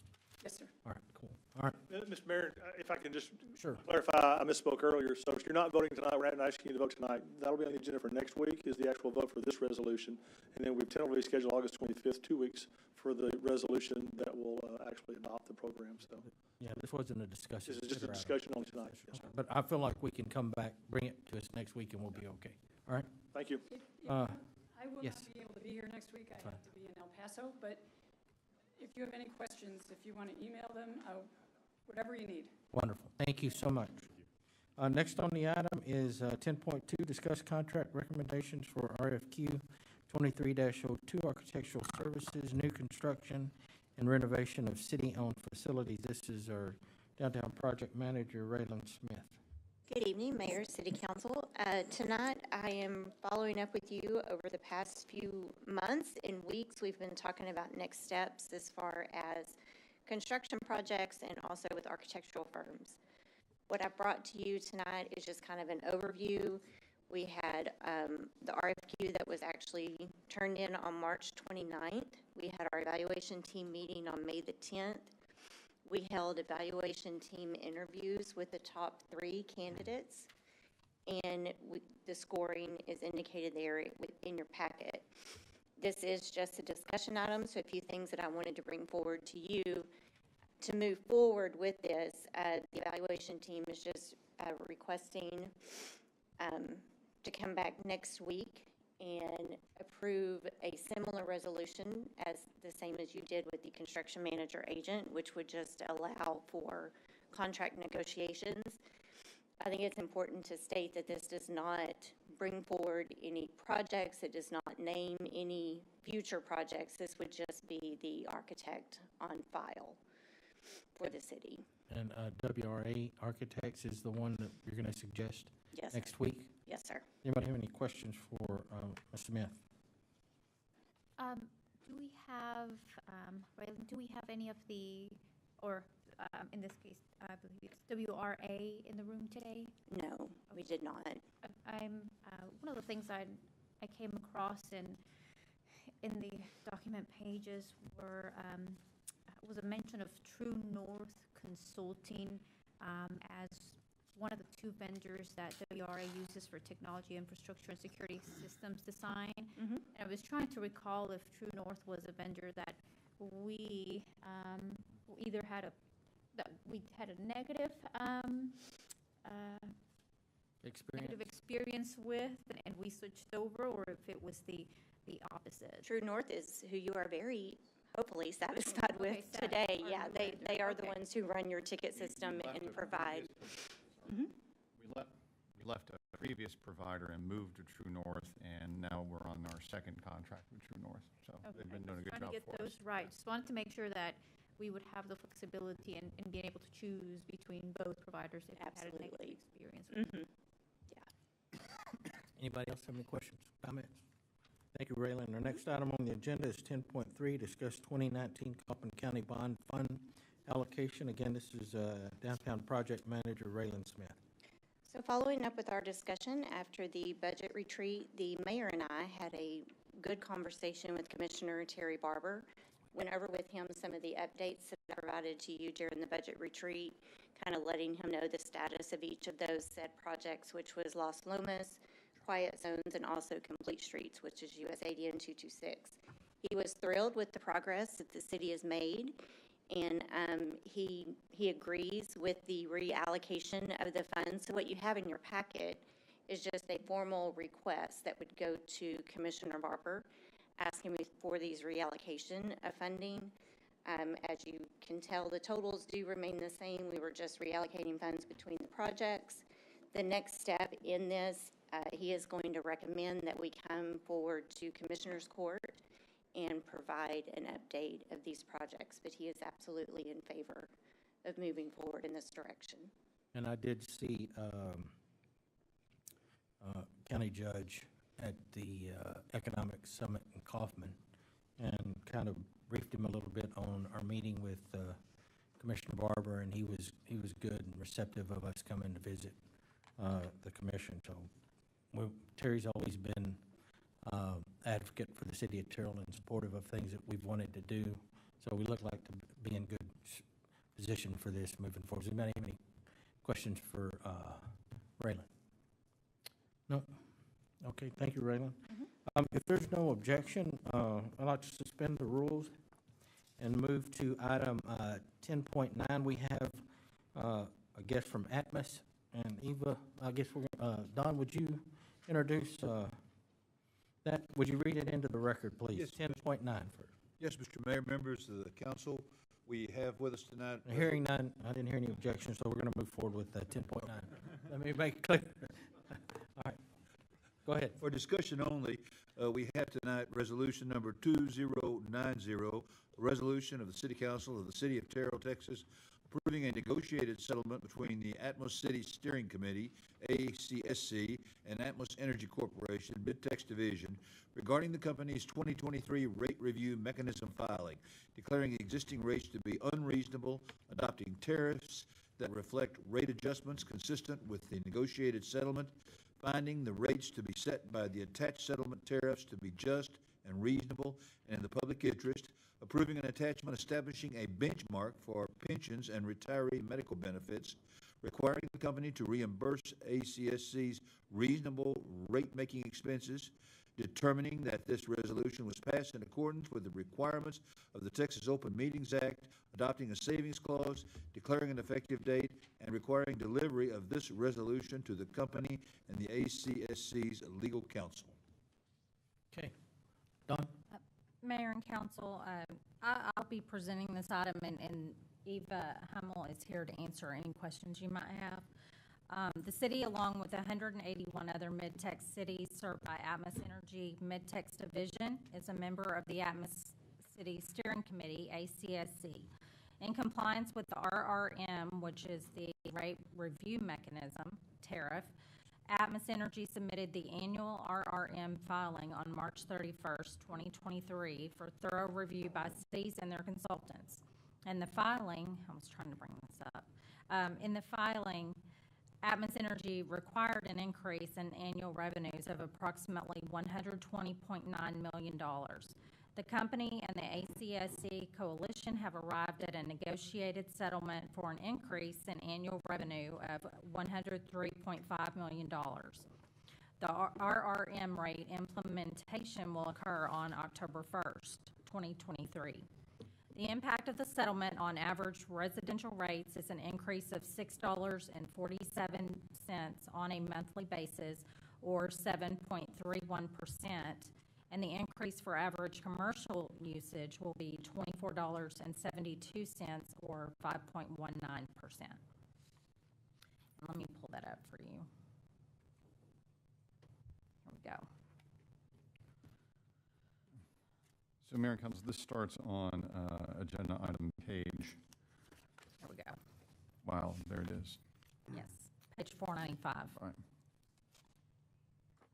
Yeah, and there's she did send something that kind of helps to summarize everything very easily that you might want to look at. And if you have any questions, Ms. Eva Hummel with Atmos is here, and she'll be happy to answer any questions. Does anybody have any questions on this item? And this is a discussion only, so it will be coming back next Tuesday in the form of Resolution 2090. Eva, did you want to address the council? Okay.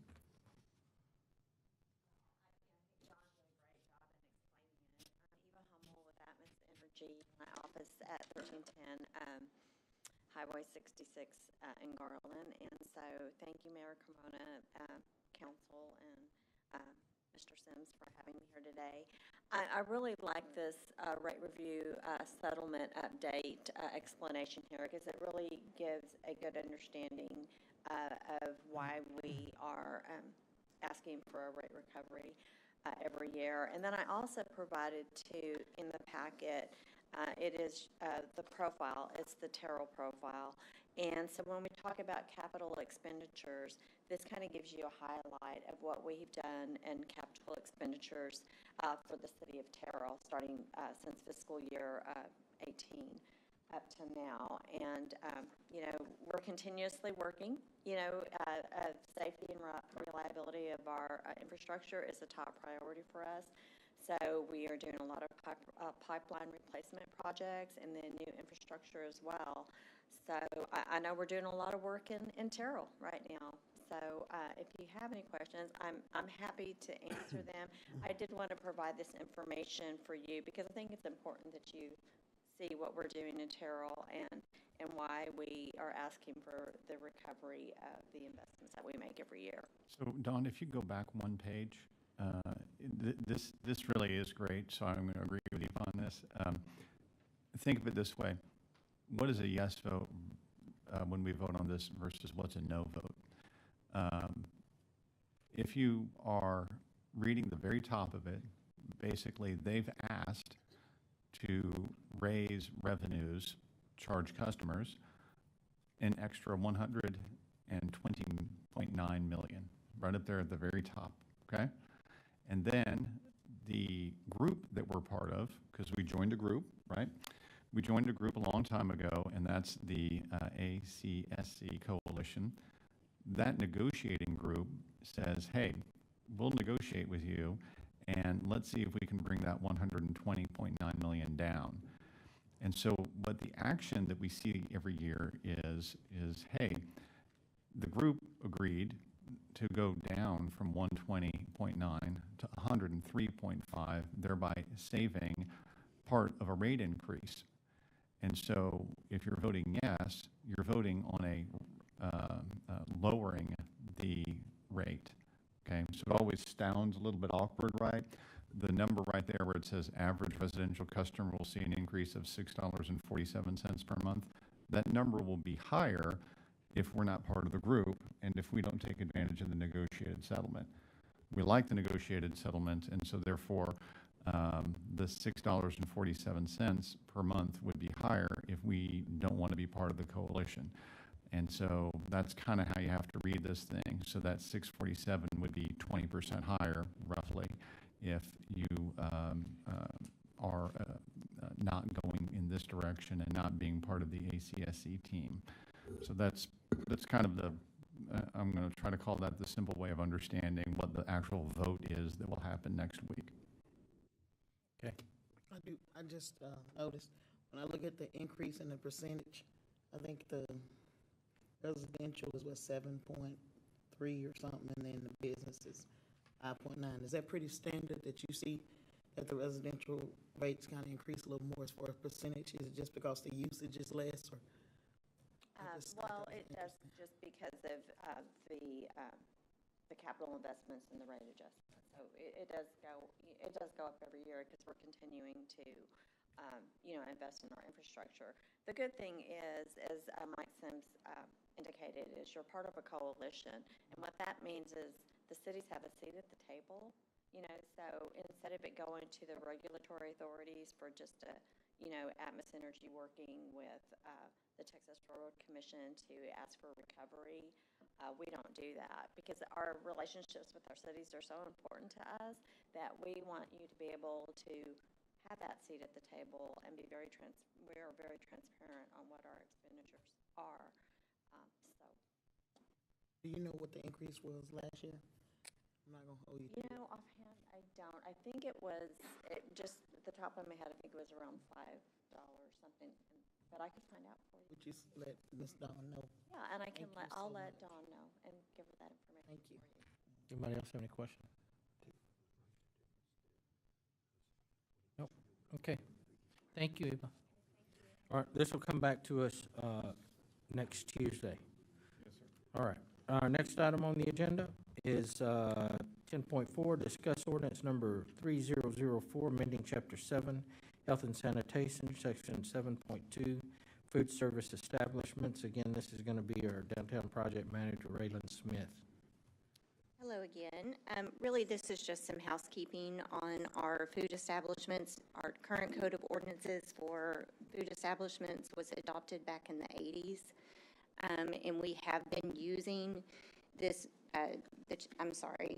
the 25 Texas Administrative Code, the Chapter 228. That's what our inspections, that's what our permitting has been based on. So this is really just an update to our code of ordinances to match our permits and inspection process.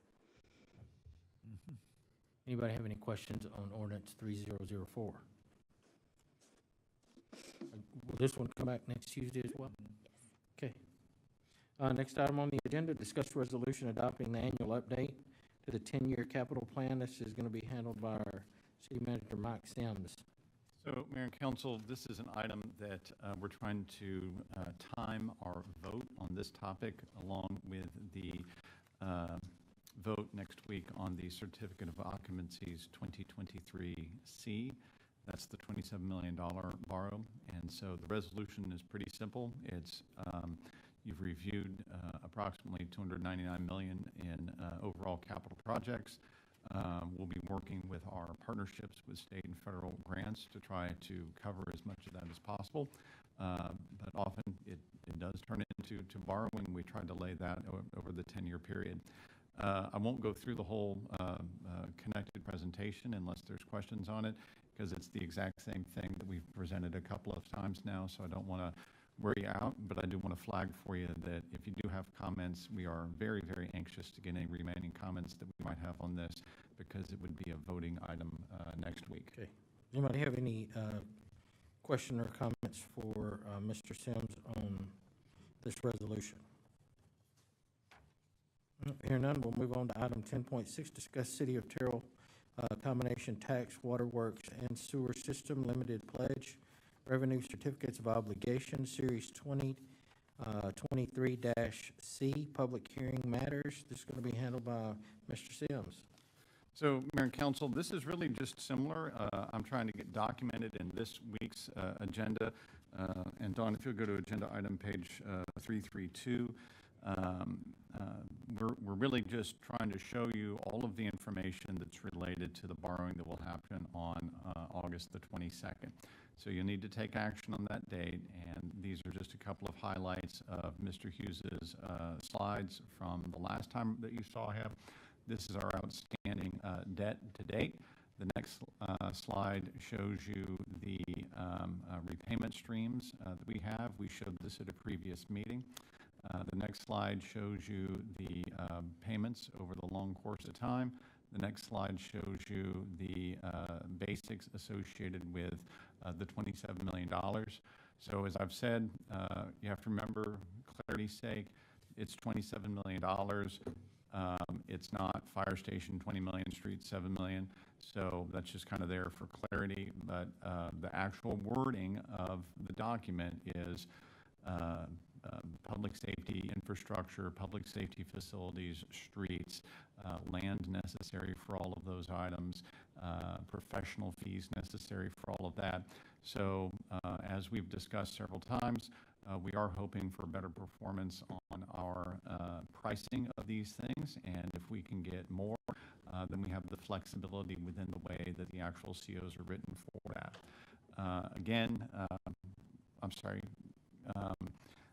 We've got a couple of assumptions that were built in there.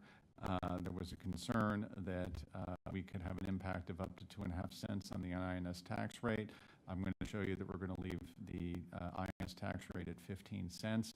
That's in my next presentation, so I won't belabor that point here, but these are the basics. We do see here the original assumption was based on a $2.1 billion taxable value for FY24, and you'll see in my next presentation that that number ended up coming in a little bit higher, and that's beneficial for us, right? If we have a little bit more in taxable value, it does help on your INS tax rate. The next slide is the nitty-gritty details, if you want to study that through. Jason was estimating that with $228 $1,000 of using our debt service fund balance. And again, you'll see in my next presentation, we've been able to update that number to help out and keep that tax rate down. So I don't think there's another slide in that series. There you go. There's your schedule. Sorry. And so they're working on pricing. We've done a series of rating agencies calls. You've done all of the official public notification procedures. And like I have been mentioning, and I mentioned during our budget retreat, we do find it to be affordable with keeping the tax rate the way that it is. But I'll go into that point deeply here in a minute. The next page here starts in on all of the legal documents. And you'll be very glad that I will not read the legal documents to you, but they're there, and I didn't want you to see them for the first time in next week's packet. So all of the draft legal documents are in the packet this time around, and give you a chance to look through those. If you've got questions, I'll honestly tell you we're very likely to funnel those over to the legal team or to Jason Hughes, but if you have a question, that'll help them to be armed and ready with an answer next week. Because again, under state law procedures, it is sort of a show up and okay, we have to vote on this now. So we're trying to make sure that you have a chance to answer as many or ask as many questions ahead of time as you might so choose.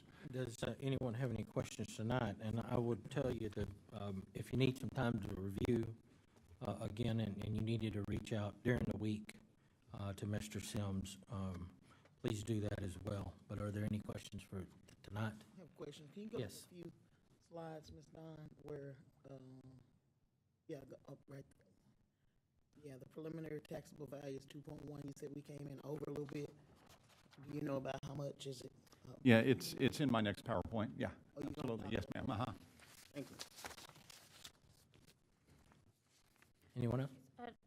For the approximate 27 million of immediate needs that we are contemplating, and I do see we have fire stations, streets listed, and I certainly hear you, Mike, where you're saying that those dollar amounts are not allocated to, specific projects at this time. But the way that the ordinance is written in at this time would allow us to have flexibility in facilities, streets, et cetera.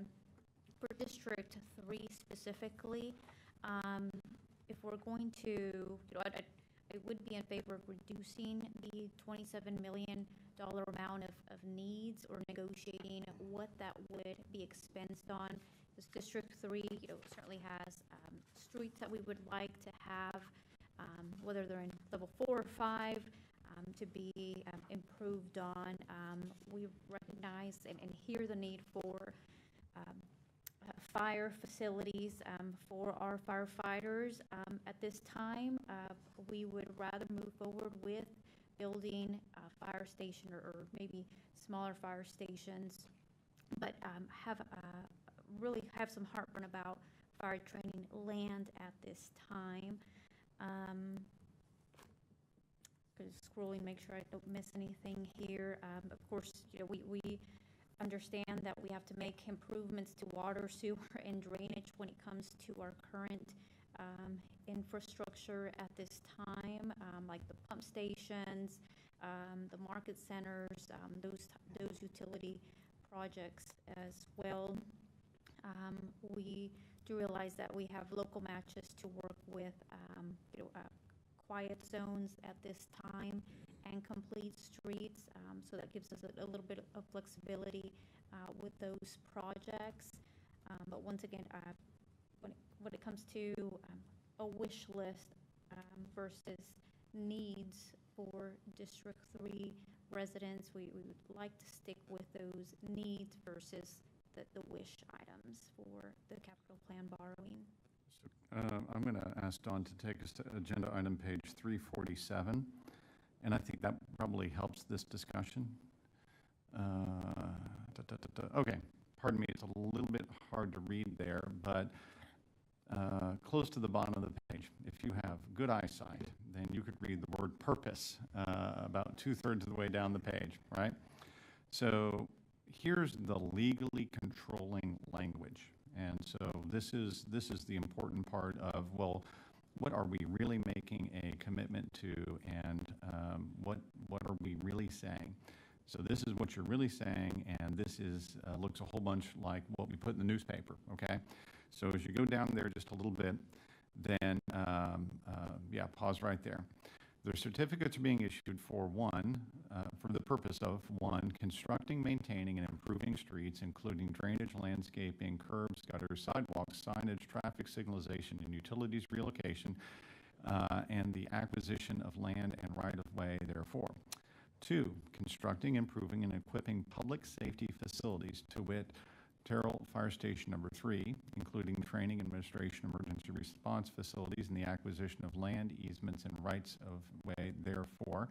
Renovating, improving, and equipping existing city administrative offices, including police and fire stations and animal control facilities.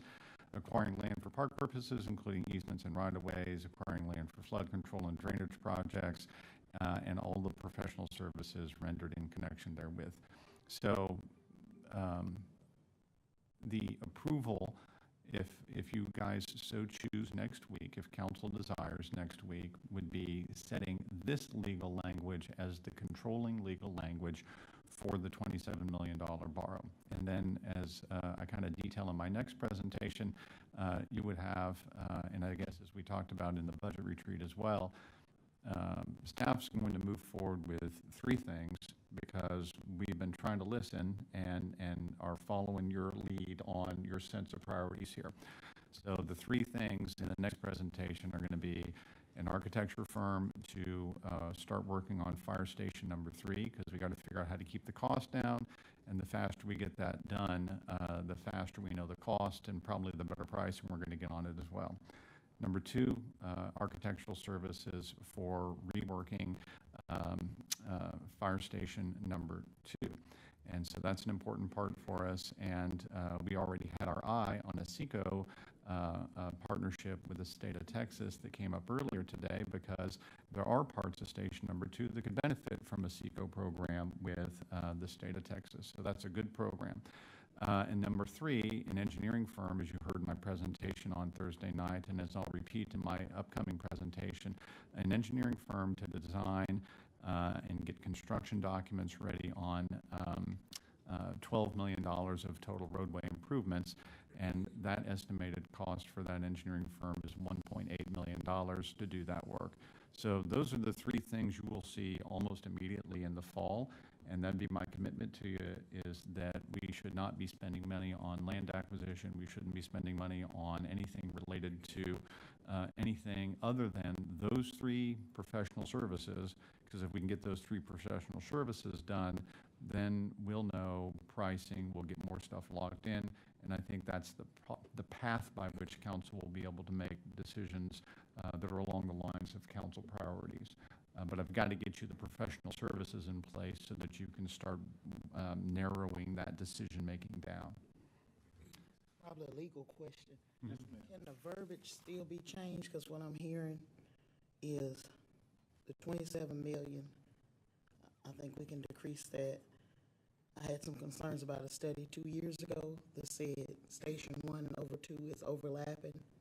The recommendation from the expert said we need to move it,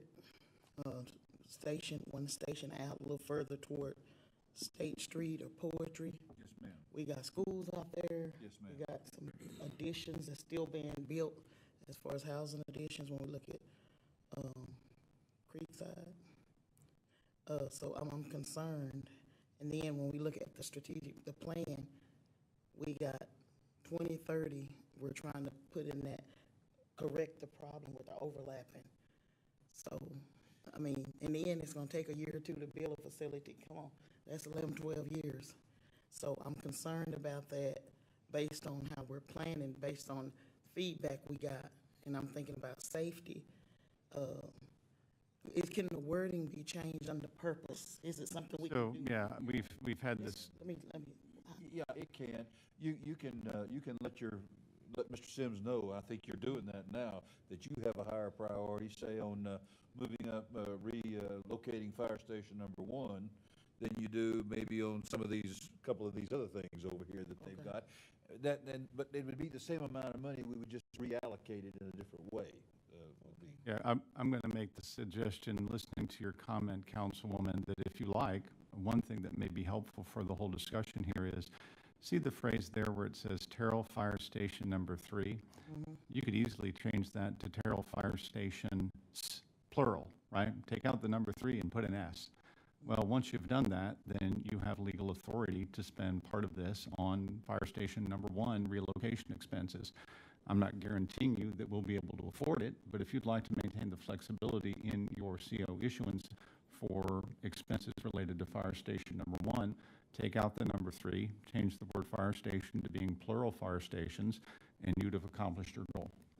My fellow council, well, yeah, I think if we're the one authorizing the funds, it's our responsibility to make sure it's allocated, and that it can be affordable based on how we put our budget together, based on the community needs right now, and based on the reports that we've gotten.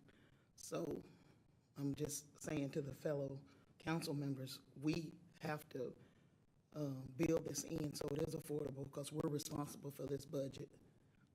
Correct. So I guess my comment to everybody is we worked a $27 million borrow into the budget so that we didn't change the tax rate, right, for the citizens. I'm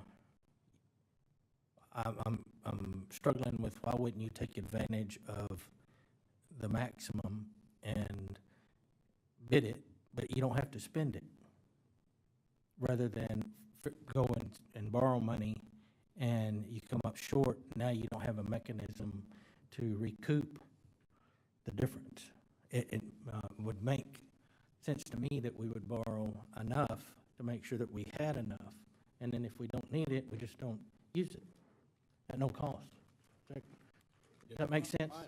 Yeah, My we just got to be understanding disciplined. with regard to that, Mayor, and what ties in one of my concerns is, we're not being guaranteed that it won't result in a tax increase. It's that we feel optimistic that based upon our projections for a number of factors, it won't result in a tax increase, and that's for FY24. That doesn't necessarily mean anything for FY25. We could have a tax increase in the following year. Am I correct, Mike? Is that what we're? Yeah, I mean, this whole discussion now shifts over to the next PowerPoint presentation, so I'm trying to get you there, but I would say that I'm only going to deal in projections in future years. I mean, that's just the nature of what we do, right?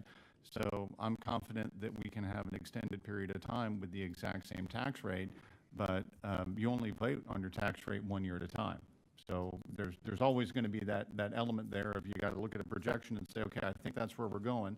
And my comment to you is I think we can maintain a identical tax rate for the foreseeable future. My concern, Mike, is I have concerns about whether or not it benefits us to borrow $27 million without knowing at least a close approximation of our costs, what we're going to be spending. It seems like putting the cart before the horse. Maybe it would make more sense to figure out exactly what we're going to be purchasing, what the costs are going to be, before arbitrarily borrowing a large amount of money that could result in a tax increase. It seems to me, let's get closer to a clear picture of what these fire stations are going to cost, get clear estimates, and say, okay, now let's borrow the money to pay for the projects that we have an estimation for. Right? Well, so one thing is that's one way to look at it. The other way is to look at it is if we go to the market today, and if we delay it a year, or if we delay it, then that rate is going to go up higher. Again, that's speculation, but I think the market's proven that those rates are going to go up. So it may be better that we're getting a better buy today, and we don't know this until it is priced, right? But I think so. But at any point, we could say, hey, you know what? We don't like this. Yeah. Until we sign off on it. But again, I would say that it would benefit us to have the money available to us and not need it, rather than need it and not have it. So in the 27 million, I think, Mike, tell me if I'm missing something here. We believe there's 12 million that is is gonna be allocated for streets if we need it? I'm not trying to be a broken record, but this agenda item was, hey, look at the legal language and see what you think of the legal language. The agenda item that is agenda item 10.8 has this conversation. in it. Okay, So well, let's delay if I it. if I get you there, then I'll get you there. Yeah, because we need to stay with the, we do need to stay within the agenda. We'll come in regard to the legal language then. In the purpose statement, you know, I have concerns that it's somewhat misleading to list number one as, you know, maintaining, improving streets, drainage, landscaping, et cetera, and then putting our public safety facilities second, when we're acknowledging in the same document that the plan is to spend 20 million on the fire station and only 7 million on streets, and in truth, it's around 3.5 million on one street, and then 1.5 on another, and then only 1.5 million on all the rest of Terrell's streets. To me, this paints a picture that our priority is going to be improving streets across town, when in actuality, that's not the priority. No, to me, the language has a misleading element to it. I would just say that the listing in an order here is not indicative of some sort of priority list. That's not what this is. It's just to include any and all of what you see in the purpose. And you can move it around and put fire station in one and move the construction and maintaining down. But what I don't know, I didn't do this, but I think we're just trying to cover everything in the purpose that we could use the money for without any That was worded in the paper as well. Right. And if I read that publicly, I would think, oh, they're about to improve all of the streets. But then in actuality, it's a very small amount of that borrowing. Well, so you have a problem with how we have it listed. Yeah, well, that and just, I wish we could be a little more clear in our documentation here with regard to, even just in general, what we're spending the money on, and closer to actual amounts and the allocation, so it's clearly understood what we're doing, and not just sort of broadly, you know. I really think I can get you there in the next PowerPoint. Okay. So, you know, I may not, but I'll give it a shot. No, let's get them all. I want to hear it. One more thing on purpose. I know the training, I'm sure there's some kind of training needs to be done, but I don't want that to be viewed as the training facility, because I'm hearing that we may need to wait on that. It's not a need as far as a priority. It is a want. I think it would be beneficial to the city, but it's not a need when I look at that. So I would like to work on this wording. Thank you, Mike, for what you did, suggested for fire stations versus, you know, the one. And my comment was going to be directed back to being in support of rewording that language, Fire Station 3, to say fire stations and removing, including training at this time, and leaving administration, because you could still do some general training and administration. Well, you know what, I would be careful, because look, if somebody were to come, if we were able to get a grant and we didn't have it in there, then we're not able to take advantage of a grant that would pay maybe 75-25%. And that would be a shame that we pulled it out and not be able to take advantage of a grant opportunity. Take facilities out, facilities. If you take that out, maybe, I don't know, but. Yeah, I don't know. I mean, I just don't want it to reflect that. Can I just clarify for a second here? Think of this like a funnel, okay? This is written to be the top open end of the funnel.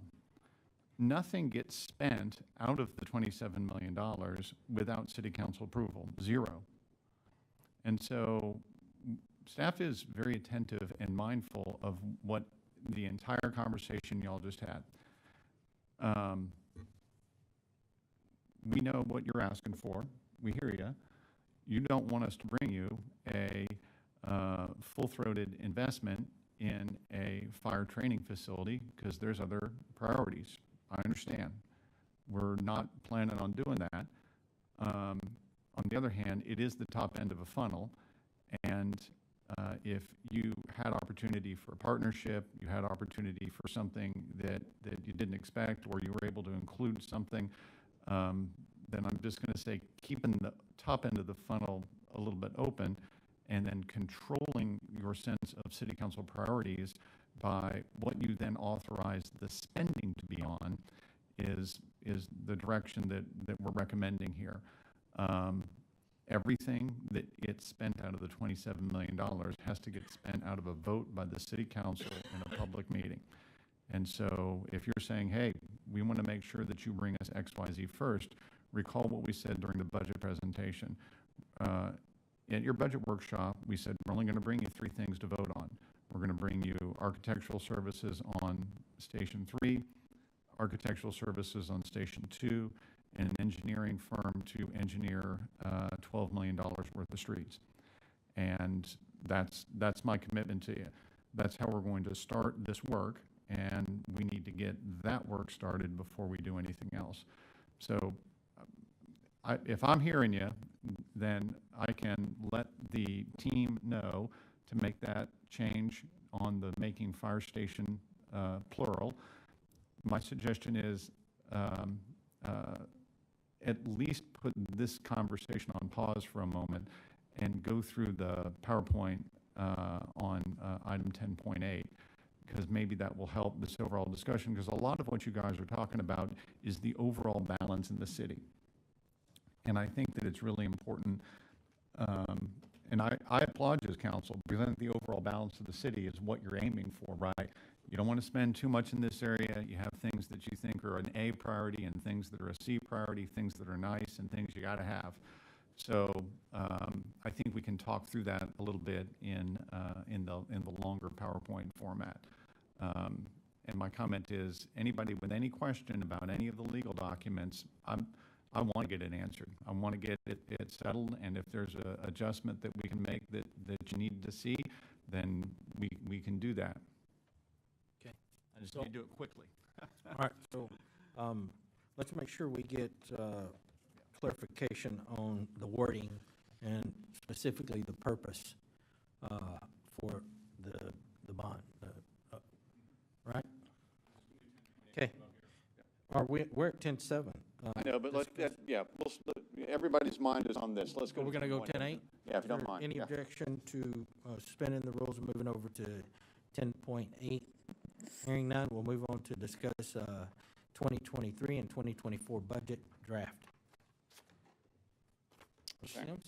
All right, so this is budget plus 8 other things, and one of which is the 2023C. Dawn's going to bring up 54, I'm not lying, a 54 slide presentation, and at some point the mayor's going to say we're going to have a 5-minute break because it's a long presentation. So you just let us know as we drive the train here. All right, here's our budget big picture. We got a balanced budget. General fund revenues are 41,957. General fund expenses are 41,952. Okay, so not only are we balanced, but we're just barely balanced. And what barely balanced means is credit to many past city councils, because you've been several years of putting money in the bank every year. When you've been putting money in the bank every year, it allows you to have a year where you say, okay, I'm going to push the accelerator down a little bit more. Consistent tax rate, increased pay-as-you-go funding for streets and stormwater maintenance, major capital program for local streets in Station 3, opening new pet adoption center, keeping up with staffing needs. I showed you this PowerPoint slide, and I think it's the key one.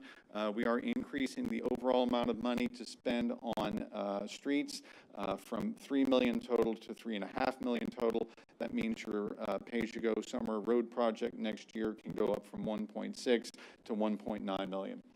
The fees and revenues. Okay, all your stray fees and revenue.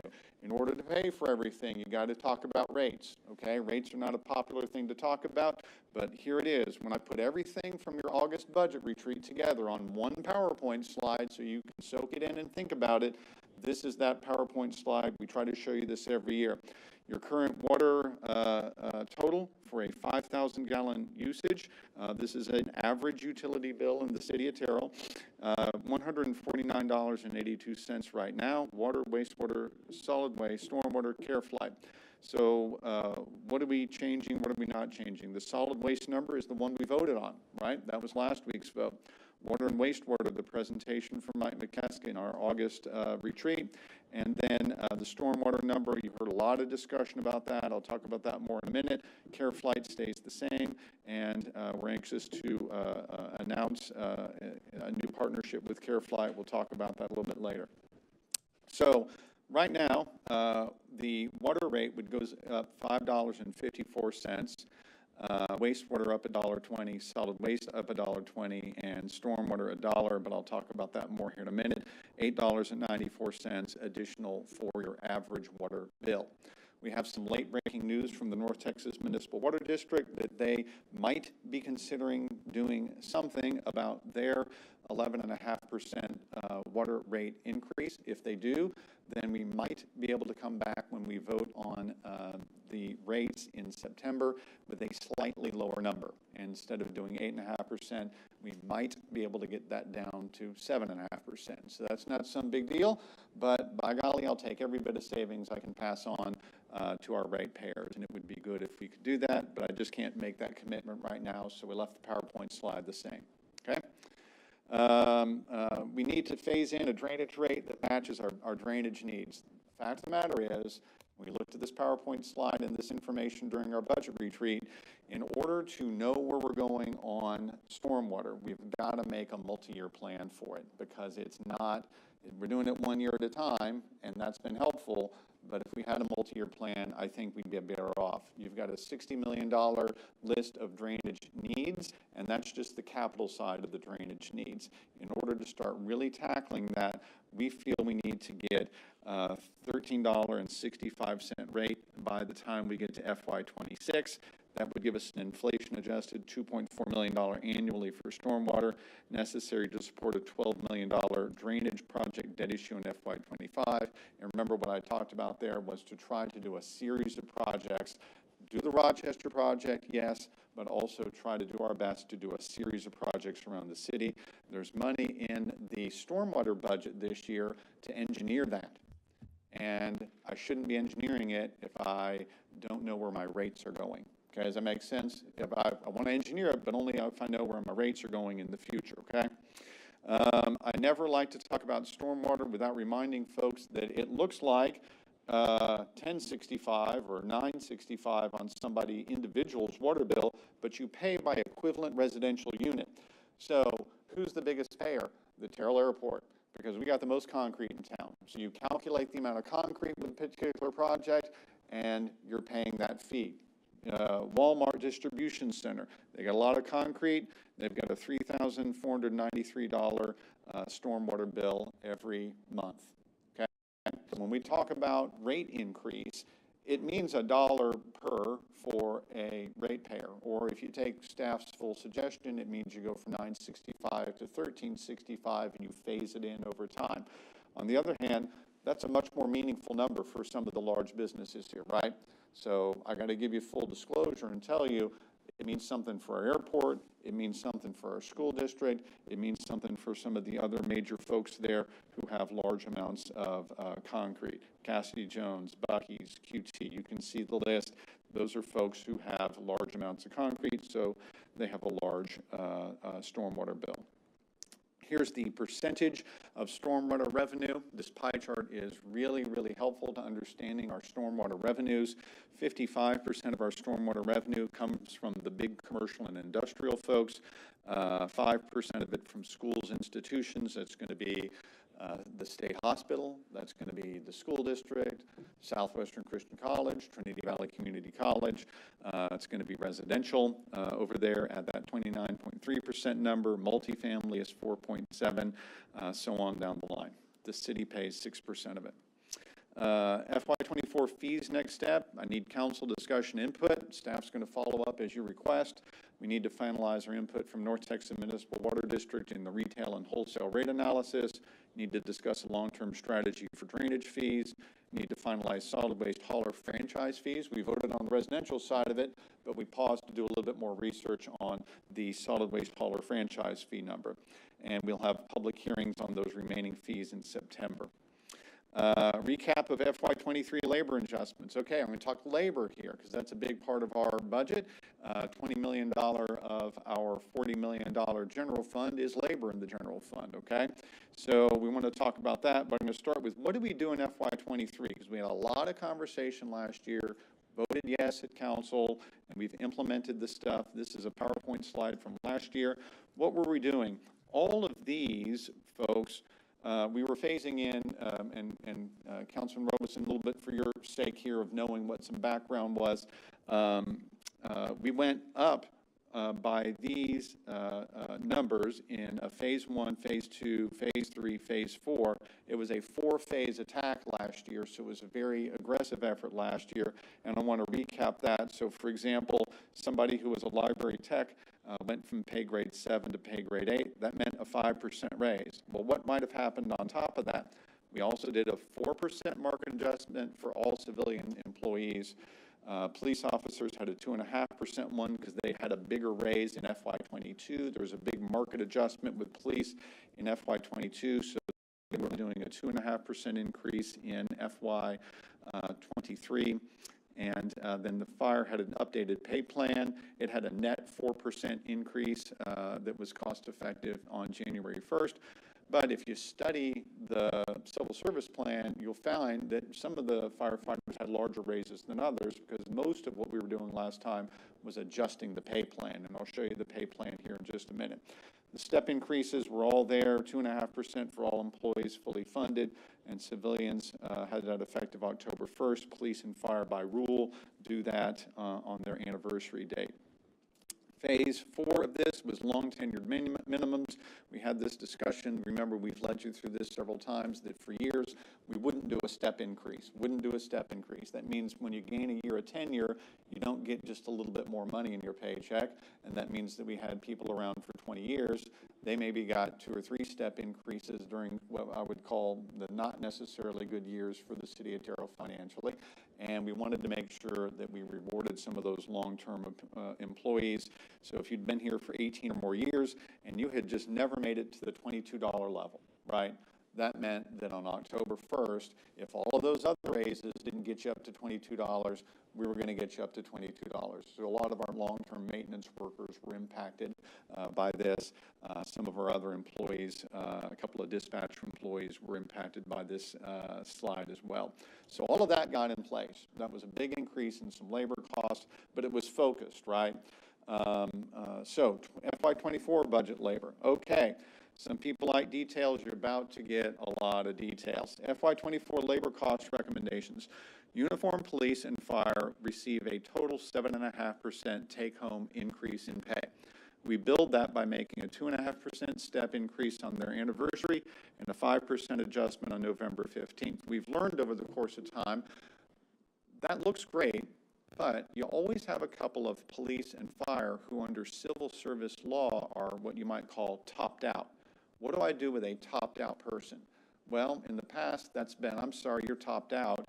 You don't get the 2.5% step. You just get the 5% adjustment, okay? This time around, it's also lawful under state civil service law to say, you know what, I'm not going to give a topped out employee a 2.5% raise, but I can write them a check for 2.5%, and I can do that on their anniversary date so that the small number of people who are technically topped out still receive a payment that is equivalent, so we can be true to all of them. We only have a few people in that situation, but that's some of our longer tenured police and fire folks, and we don't want them to be negatively impacted by state civil service law. We want to find a workaround for that, and that's our suggested workaround. Civilian employees would get a 5% take-home increase. That's a 2.5% step on November the 15th and a 2.5% adjustment on November the 15th. I will tell you that the 2.5% adjustment has a little bit of adjustment to it because we've been quality controlling some of our spreadsheets that we use to calculate these things. And there's a couple of places where instead of somebody getting a 2.5, they're going to get a 2.63 or a 2.71. because we have some spreadsheet corrections we're making as well.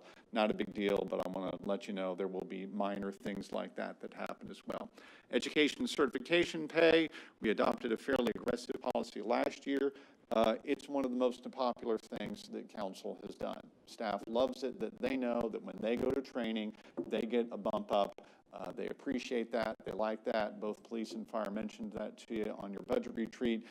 We want to keep moving in that direction. Your budget has enough money in it for a 15% increase in all of the education and certification pay levels. All of that, I'm making the suggestion that we make all of that effective on November 15th.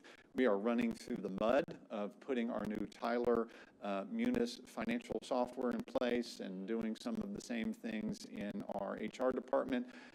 If we're voting on this thing, which we will, on September 12th and September 19th, we need this to be effective on November 15th to get all of the numbers right and get it all implemented in a timely manner.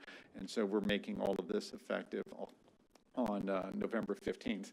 Insurance cost to the city goes up by 5%. Insurance cost to the employee remains unchanged. They will not have an increase in any of their health insurance costs this time around, but we are incurring a 5% increase. Staffing highlights, we add 2 officers to the police department. We had partial funding for the assistant city manager position in the FY23 budget. This ups that so that we can pay for 12 months of an assistant city manager. We are working through that interview process right now, and we're at least making progress on it. It adds a policy analyst to, as we joke around here, free the PIO. We want Allison to be freed up for public information officer duties. And I don't know if she's behind me. There she is. Yes, you want to be freed, right? So we need a policy analyst in order to do that. We've got an in-house strategy for that policy analyst position. We're budgeting contract labor in sanitation, animal control, and court. 10,000 in sanitation, 50 in animal control, 50 in court, just to meet some immediate needs and allow us to phase in of permanent staff. It may be that we study those positions and we say, yeah, we want a full-timer in there. We can make that adjustment as long as we have the money and the budget available for contract staff, and we'll keep doing that analysis. We want to add a project engineer and operations staff and utilities, so that's included in the budget as well. I didn't put it on the PowerPoint slide, but this also takes care of our IT position that Becca requested to make sure that we have a funding of that IT position.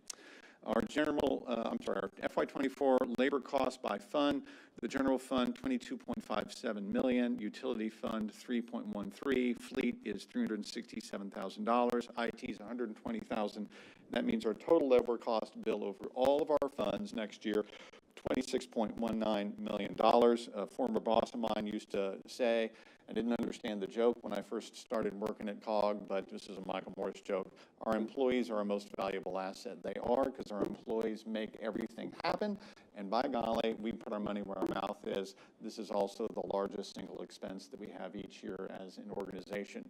It is our employees that make it all happen. And that goes for Glenn's guys who pick up a shovel. It goes for the guys who get trained to put out fires. It goes for the guys who get trained to respond in emergency situations.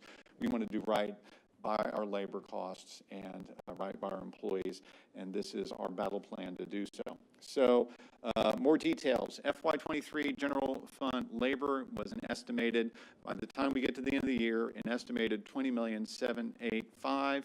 The FY24 general fund total proposed is at $22,573,000. That's an increase of almost $1.8 million. That's an 8.6% increase in labor overall, okay?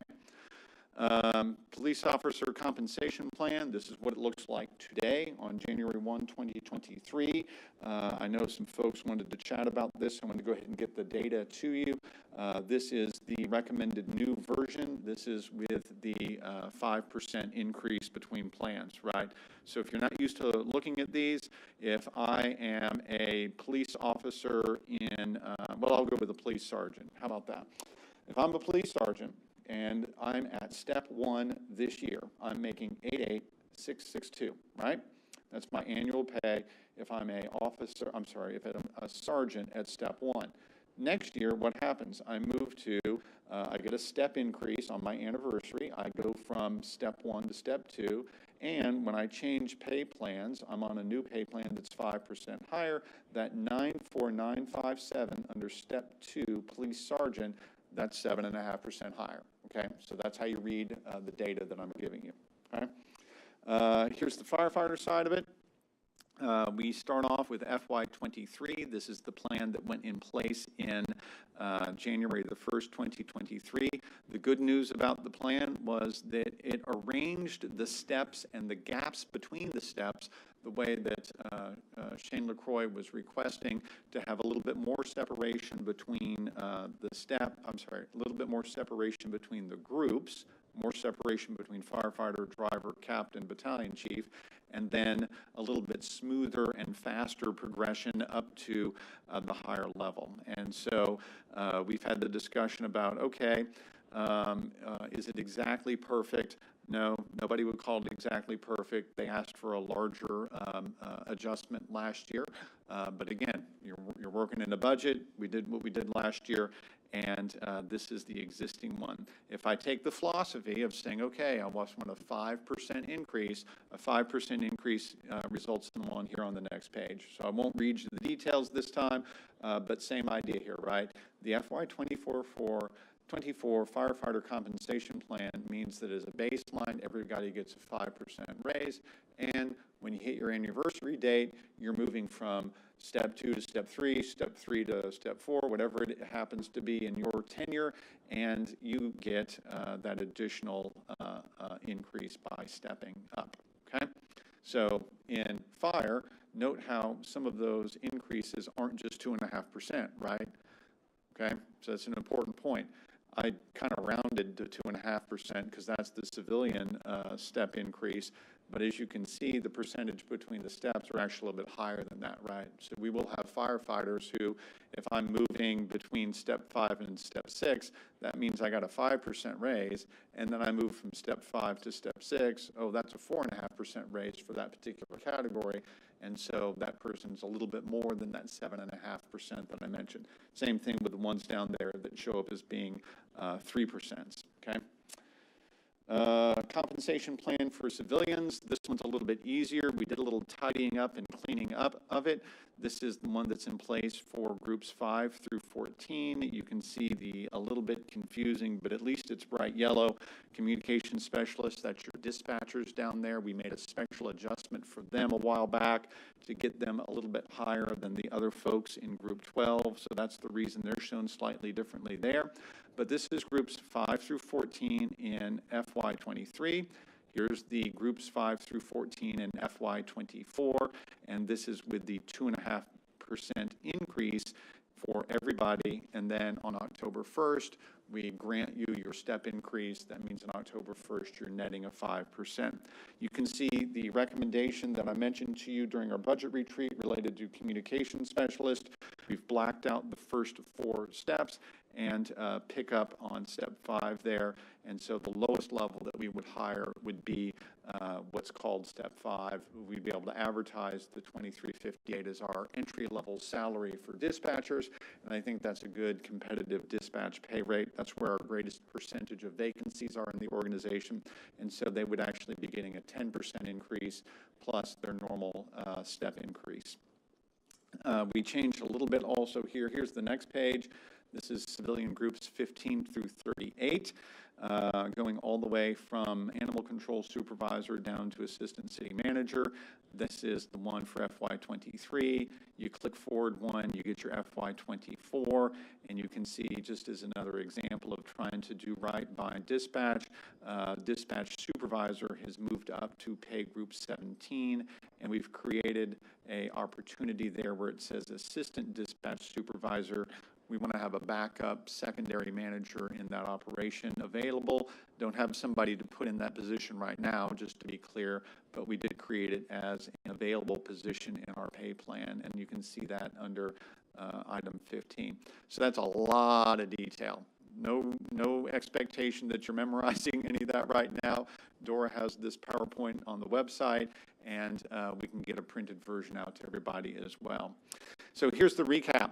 And we did this by sort of grouping some of our departments in the general fund together. If you take everything that's front office, Dawn, me, assistant city manager, policy analyst, put all that together, then you can see the comparison between the FY23 budget and the FY24 budget.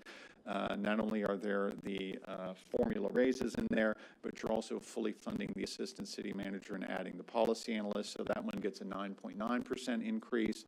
Many of the other ones are around that 4% level, 3% level, because when you net that increase out, that's how it plays out. The pool is a specialty item because those are all seasonal employees, but that's just a 10% across the board because that's the market for lifeguards. And then police and fire, the big kahunas. So police, we go from total of $8 million in the budget for the police department labor to $9.1 million, and that's $1 million increase. That's 12.9%. That gives you 2 new officers. It corrects for 1 dispatch because, as I mentioned during the budget retreat, we saw that our budget model wasn't including one of the dispatchers. We want to make sure that's in there. And then, of course, remember that FY23, we were saving a little bit of money by having our raises effective on January 1st in police and fire. Well, now we got to pay for a whole year of that, right? And so that's part of the reason. Fire emergency management, again, it reflects a full FY of the January 23 increase, as well as the modeled increases that I mentioned. Library, it does have the adjustment in it for the library assistant director. That's kind of a reclassification of one of the positions. Becca talked about that when she presented. Human resources, it's not really going down. We just moved the city benefits account into a benefits fund so we can keep track of them and a little bit more of an accounting preference there. So there's a dollar amount that just shows up elsewhere in the budget. So it's 8.6% total, and that's $1.8 million total change. So that's a lot of general fund labor to think about and talk about, but you can't really build the big picture about what we're doing with the big picture of the budget overall unless you know where you're going with labor. And so we'll let that kind of soak in, trying to do 5% take-home pay increase for everybody on the civilian side. If you're in a uniform, police or fire, that's a 7.5%. Little nuances to that across the board, but also trying to meet council's goal. I'd be remiss, and Glenn Caldwell would slap me if I didn't mention that he did request additional personnel for streets and parks, maintenance workers in that area. I was not able to shoehorn that into the budget, but we did get the municipal court judge's request done, and we did get the additional funds for animal control since we are moving into that new facility. FY24 labor costs, next steps. We need council discussion input. Staff follow-up is requested. We need to review market data from surrounding cities and finalize compensation updates. So we are gathering that right now. We've got some peer cities we normally survey. We'll have that for you soon. We need to update the employee handbook for education and certification pay. So if you like the 15% education certification pay, if we get a green light to do that, then we actually have to process that as a separate vote where you vote on an amendment to our handbook. You update the civil service ordinance every year for pay and position. And I'm going to tell you, when I look at all of this, I think, gosh, really would like to wait till FY25 to pay for a overall employee compensation analysis. But I think what all of this tells me and what my competing cities data tells me, that even though I'm scared about juggling all the balls at one time of taking and going full throttle with getting human resources on the Tyler software, getting on Tyler software and trying to get the employee compensation study in the same year, I think is a huge challenge. On the other hand, if we can somehow figure that out, I'd like to, because I think what I'm seeing is that we've made a lot of piecemeal changes. We knew we had problems. We made a big commitment to police in FY22. We tried to do the same thing for fire in FY23, but we didn't really get as far along there as we wanted to. We made a lot of good increases for positions across the board, particularly lower level positions across the board in FY23. But now we're looking at this saying, hey, we're just going to do a flat 5%. Do we really know that every single person in the organization is compensated exactly right? Well, no, because we're basing that on looking at market combined with a 2014 study. And so we've said, hey, let's redo that compensation analysis in FY25 so we get the Tyler project behind us. I'm kind of thinking we need to be able to walk and chew gum at the same time and do both Tyler and the compensation analysis. But that's a longer conversation, and I'm just giving you that note there. CO Series 2023C. Okay, how does that fit into the big picture? You got labor in the big picture. How do I then fit the Series 2023C into the big picture? We've had council discussions in the 3-year strategic plan and 10-year capital plan. You got some staff analysis that have gone on, presentations. We've drafted budgets for the tax rate, TERS number 1 budget, INS budget. We had a rating agency reviews. I've done those this week and last week. I have the news for that to give you. Council needs to review everything. And then this decision is right up front, right? This one's going to come first, and it's the first thing to vote on as part of the package. Right now, $27 million in facilities and seats, facilities and streets, 100% council discretionary. No change to the FY24 tax rate. Currently, it's 0.6142 on the M&O side, 15 cents on INS. TERS number 1 budget includes FY24 payment of $400,000 towards CO 2023C to support the Apache Trail reconstruction, and the INS fund balance would be reduced from 787 down to 159. That's still perfectly adequate money in the INS number 1 fund to do what we need to do to rotate those payments. But I would tell you that as we look forward, answering your question about FY25, we know that there are 2 EDC projects that are in the works right now where they'll have to make payments that will come in, and those payments will come in under agreements that we've signed previously for $250,000 for each of those 2 projects. That'll give us $500,000 in FY25, which will give us an additional buffer to put onto the COs, let the COs pay for Apache Trail, and then keep our tax rate low by using that money that comes in from those development projects within Mike Cronin Business Park. Forecast is that we have the capacity for TERS number 1 and City INS to borrow an additional $8 million in the fall of 2024. That's an FY25 borrowing. That's in your capital plan right now.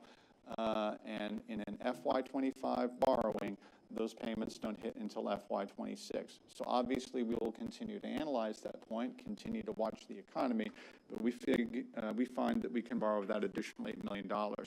And I think that that will be an excellent way to make sure that we spend toward the council priorities, as you've mentioned to us. So I would encourage you to maybe think about this as a $35 million program broken up over 2 borrows. Moody's looked at all of this, and they said they're going to affirm our current rating of AA3. S&P looked at it, and they said they're going to affirm our current rating of AA-. Those are the ratings we have right now. Moody's gave us an upgrade earlier this year. Both of them looked at all of our audits, all of our borrowing plan, and they said, hey, after you borrow $27 million, we believe you continue to deserve those credit ratings. So the proposed borrowing will not negatively impact the city's credit rating. Here's that borrowing, and just to get the PowerPoint slide up there, here's the 2025 one. Again, just getting the PowerPoint slide in the mix there so people can see that easily. That's the local streets group, and then the TERS supporting another $4 million in there. And I do think that part of that probably needs to be a 15-year borrow, because some of these need to be concrete streets, some of these will need to be asphalt streets given the site conditions with each one. And as we look at that mix, we'll have to decide how much of each of these would be 15-year borrows as opposed to 30-year borrows. Plenty of analysis to come.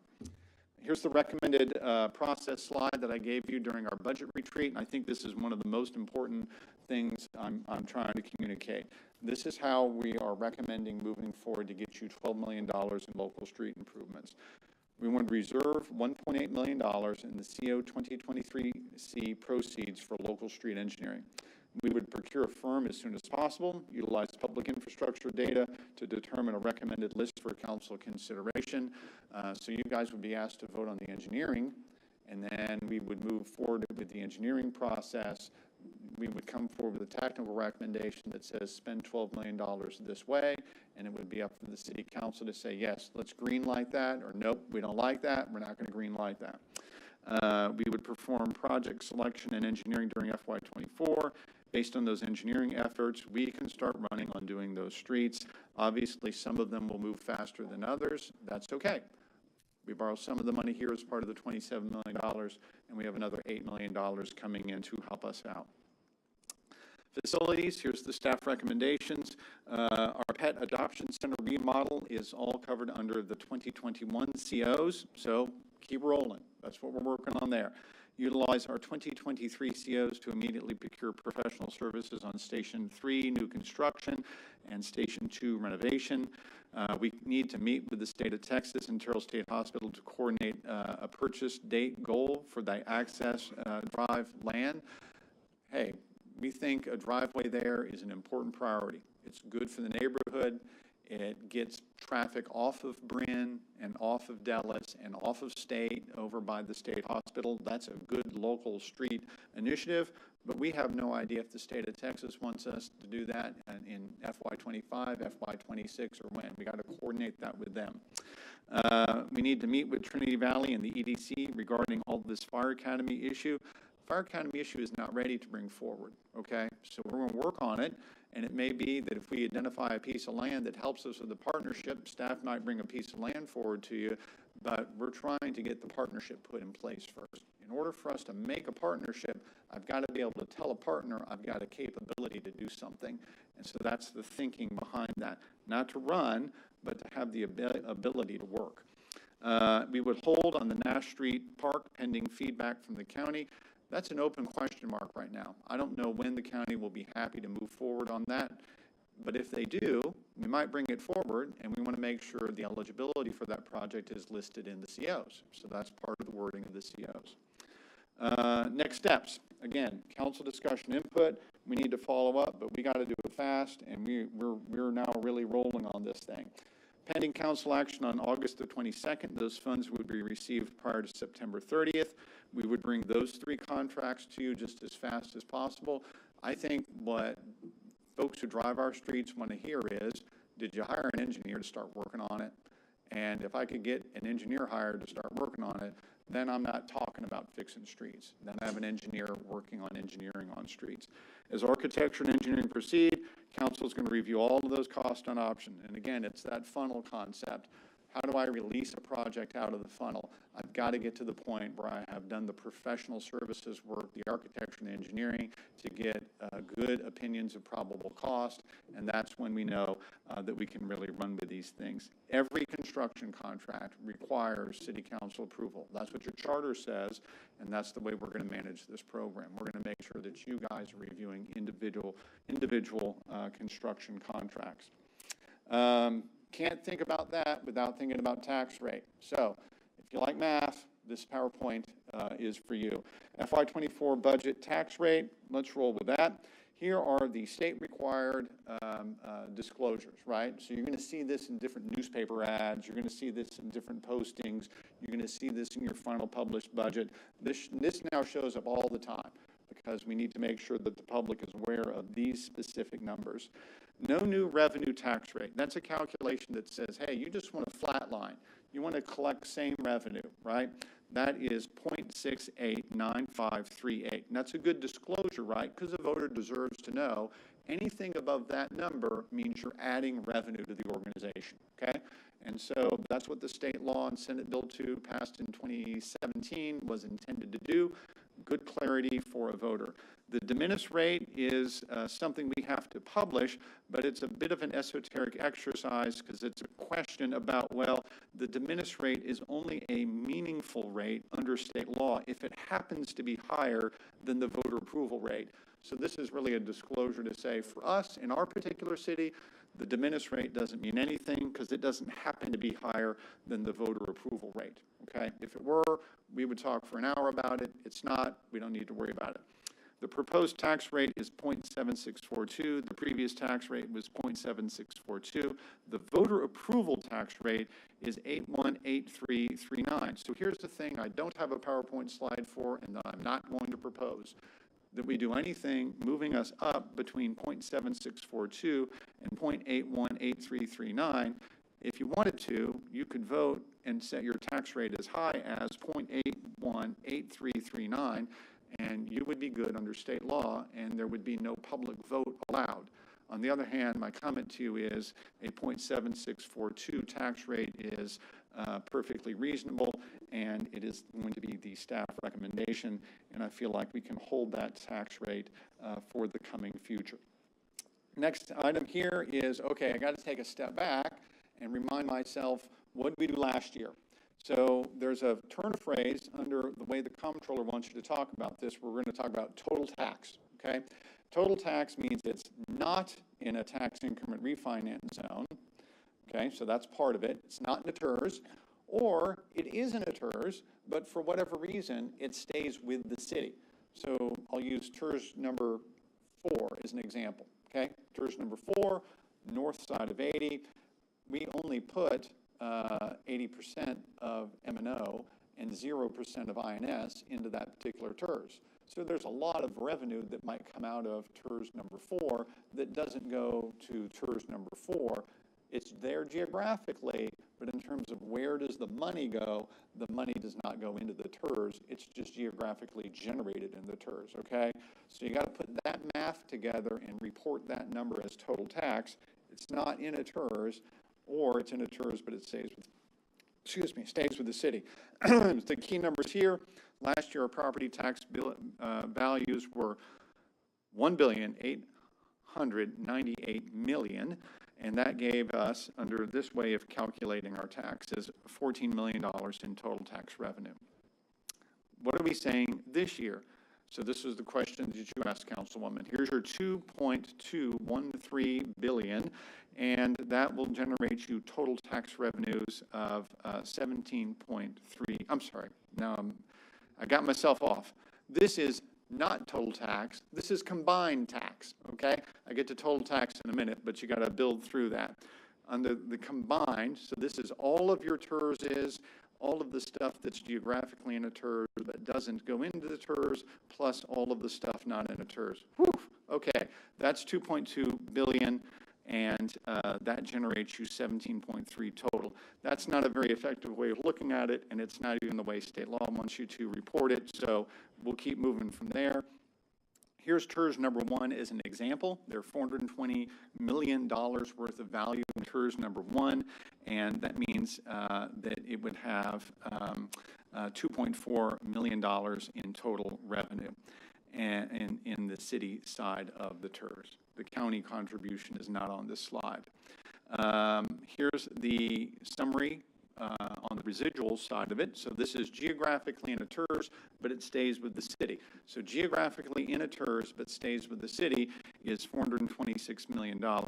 And you can see the number there. Total tax revenue there is $840,000. That's an important note because it shows up later. Here's the tax rate for the general fund and INS number 1.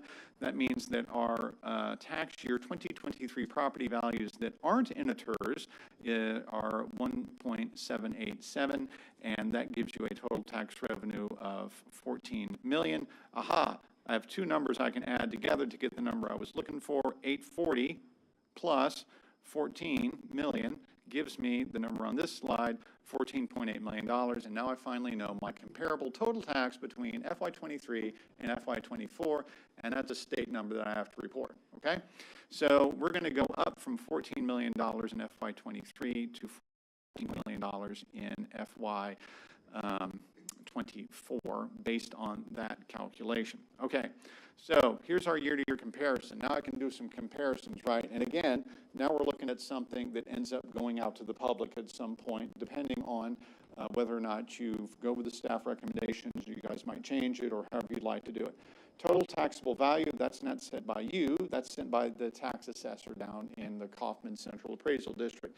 Again, same number, great question by Councilwoman, $1.898 billion, and now it is 2.213 billion. That's an increase of 16.6%. Sorry, there's a dollar sign that showed up on my PowerPoint there, but it's a 16.6% increase. The tax rate recommendation from staff, leave it alone, 0% increase. Average homestead taxable value. Aha, now I got an important statistic number, right? What's happening to the average home in Terrell? The average homestead taxable value used to be $142,000. Now it's $162,000. Okay, that means that's an increase of 13.9%. Does that mean the average person gets an increase of 13.9%? Well, you really can't look at it that way, because that means there's now houses in the Woodlands that are included in that calculation. They might be a homestead. So if I built a new house, right, then it's bringing my average up. So it doesn't mean that every house pays 13.9% more, but the average house pays. We have a lot of new houses, they're skewing that average. And the other thing to keep in mind is the note that I put here. You've got 2,840 homesteads in Terrell, and I got to go. I'm pausing because I think that's a misprint. I think it's 2,340, but anyhow, we'll check that. 1,049 of those benefit from the over 65 valuation freeze. So remember, your increase, if you are over 65, City Council put a freeze for over 65 in place, I think, in Mayor Carmona's first year in office. Okay, so in that period of time, what does that mean? That means that you, if you're over 65 and you have a house that was 142 when you were 65 and now you're 66, your house is still going to be valued under the City Council's program at 142. Okay, so you just got to keep remembering freezes also count to the benefit. But again, we're going to show what these numbers are, and there are, again, state requirements about how you show it, so we're going to show it the way state law asks us to. Tax on an average homestead was $1,092. Now we'll go to $1,244 on an average homestead. That's an increase of 13.9%. You can look at that, kind of eyeball that around $150. And then total tax levy on all properties was $14 million. That's the number we went through the math on earlier. And then it's going to go up to $14.8 million. That's the other math I went through earlier. That's an increase of 5.9%. So in net, you have a total taxable value increase of 16.6% and a total tax levy going up 5.9%. Okay, so that's kind of summary data with your comparison. And again, deep breath. Here's your proposed FY24 truth and taxation calculations. What you'll see repeatedly during this process are these two charts that look like this, because that's public information, and a chart that looks like this, that's public information, okay? And next steps on this one. Council discussion and input. Staff follow-up as requested. Council is required to pass a resolution setting a tax rate, including the proposed public notice. Tentative schedule to discuss the resolution is on August the 22nd, which would set the vote and hearing to the 12th. If you choose to delay because you want to think about it some more, you can delay a little bit, but you only have an extra week to delay, okay? And so, pardon me for that, but we're moving along here. Council may choose to delay the resolution until August the 29th, which would move the hearing and the vote to September the 19th, okay? You have separate agenda items are required to set the M&O tax rate. That's new this year. You used to do that as a combined thing with your INS rate. So you're going to do an M&O tax rate separately, an INS tax rate separately, and you would approve the budget. All of those are separate meetings, but they all interlock, right? So you want to vote on all of those at the exact same meeting, and we'll have that voting opportunity set up for you. Budget communication. We promised you at the beginning of our 3-year strategic plan process, and we promised you in the budget retreat, we're going to do a good job communicating. Y'all want us to step up in that area and do a better job with our communications. And so a little bit of strategy to round us out. We need social media posts, press releases, presentations to chambers, service club, neighborhoods groups, community outreach. Be happy to go to a home. How many more slides you got? 2 or 3. Okay. So you don't even have to agree with any of this. right? Let's do it. My comment for you is I gave you just a couple of samples of public outreach because I want to get you thinking about, yeah, we got to reach out to the public and we have to have materials we can do that with. So here's an example of that. Here's an example of that. Here's an example of that. They all say draft because they're all versions of, look, we need to go talk to the public. And what will we be saying after y'all vote? What's the message? And I think that's as important as some of the content sometimes. So there you go, Mayor. I have completed the PowerPoint. Plenty to be talked about there. Someone's happy I finished the PowerPoint. Back to you. Let's have a motion to recess. Is there a motion to recess? Yeah, motion. All right.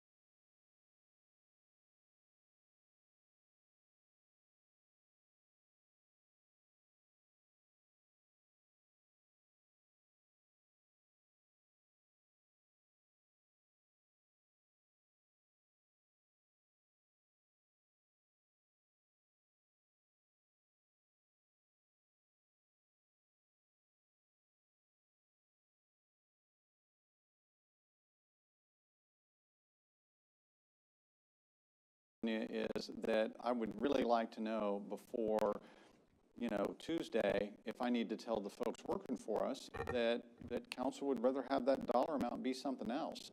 So if you guys want to have an extra meeting on Monday night, so I can tell people who are working for us on Tuesday during the day to give you a package to vote on Tuesday night, and you guys want to do a meeting Monday evening or Monday morning or Saturday morning, I don't really want to do Saturday morning, but if you want to have another round of discussion on it, then I just need to know that. What's the rule to go back to get more if we need it? What's the rule? Well, okay, so let's say it this way. You could, if you wanted to, say to yourself, well, I'm going to borrow a smaller dollar amount, and then I'm going to wait until some future period to do something. I'm clearly saying that if I have a 2023C, I'm telling you in our capital plan, I'm planning on doing a 2024A in the fall of 2024, and I think it'll probably be $8 million, okay? I'm dividing a $35 million couple of borrows into 27 and 8, because my professional opinion to offer you guys for consideration is that front-loading the $27 million is a great idea because it allows us to get to construction faster. So I don't make you agree with me. I'm just saying that my recommendation for you is borrow $27 million now and then follow that with an $8 million borrow. That's affordable within our tax rate constraints, and that's my suggestion for you. If you think you'd be better off to make that different, then I just need to hear that. And then you would say, hey, let's shift some of that 27 into the 8 that we're going to borrow later on. There's no magic to that. There's just, if that's council's discretion, that's what you're allowed to do. It's expensive to borrow. There's a lot of process. There's a lot of people have to work on it. It's complicated. But there's nothing that says you can't move some of your 27 into the 8 that I'm already planning for 15 months from now, okay? I'm just suggesting you're better off to front load it because it lets you get to construction faster. And my impression is you guys are more in charge than I am of talking to citizens. My impression is citizens are tired of waiting. They want to see the improvements. You've been frugal as a council for several years because the day I started as interim city manager, I said, we have a problem. We have not been putting enough money in savings. And I've said each year, don't borrow quite that much, don't borrow that quite much, build up your reserves, build up your reserves, build up your reserves. This is the first year I've stood here as city manager and I've said, yeah, borrow your maximum amount and don't have a budget where you add your reserves. Spend your fund balance down a little bit, because my read on your budget and your economic situation is this is the first year you can afford to do that as a city council. And again, I'm just giving you my read of the numbers, okay?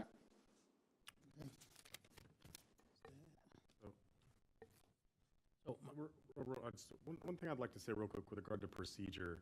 To me, if we're going to discuss something that's so time sensitive and so monumentally important, it would make sense if we sort of tabled or pushed back some of these lesser urgent items and make a meeting, it's already been done at this point, but make the meeting specifically about primarily about this particular item, because now we're so deep in, into the night, and we don't have time to ask the questions we want to ask.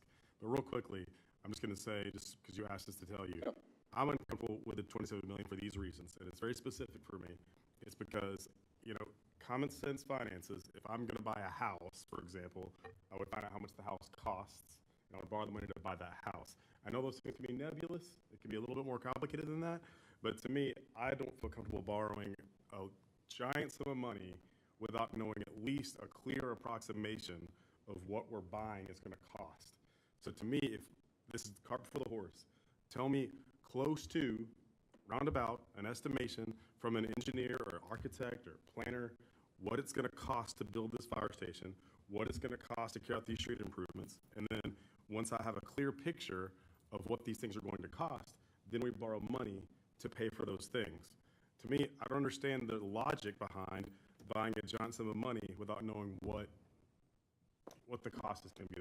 All these projects we're buying, I would like to see the cost first and then borrow to address the cost. I think it can be rather difficult when you're dealing with projects to get exact costs. You just never know how a project could go in terms of what you might need. And to me, to get specific numbers for specific costs on the surface, maybe you can get it right. But it's kind of like the iceberg theory. You can see the iceberg on top, but you don't know what's going on underneath, or how big the iceberg is. So I'm really in favor of saying, let's get the whole 27, because if there's anything that comes up that we can't see, at least we have some level of preparation for it. Right now, I do know, the interest rates are going up, and if we borrow and then just say we want to go back again, well, who knows, the interest rates could be a little bit higher. We know what's going on in the world right now, world trade and what's happening with the economy, the Fed, bringing up the interest rate. So we're living somewhat in uncertainty when it comes to money and how you need to use it. I think it's good. I feel like the mayor. I'm hoping and praying that Councilman Field is right in regards to how much it would cost us to build a station. But to me, when I look at projects, and I've seen a lot of them, there's always just a little bit something that it needs. And if we have an exact number in terms of what we want to do financially, well, I just hate for us to fall short and say we need more. There's a lot of great scenarios with that. But first of all, if you get to 27, you can be prepared for maybe an unforeseen event. In the event that it's not and everything goes as planned, well, we can always put the money back and let it grow at interest, or just take it and allocate it in another direction, like streets, for instance. In regards to streets, I mean, I don't think there was any council that preceded us that has had as a comprehensive plan on streets as we have. We had an engineering company to come in here a few years ago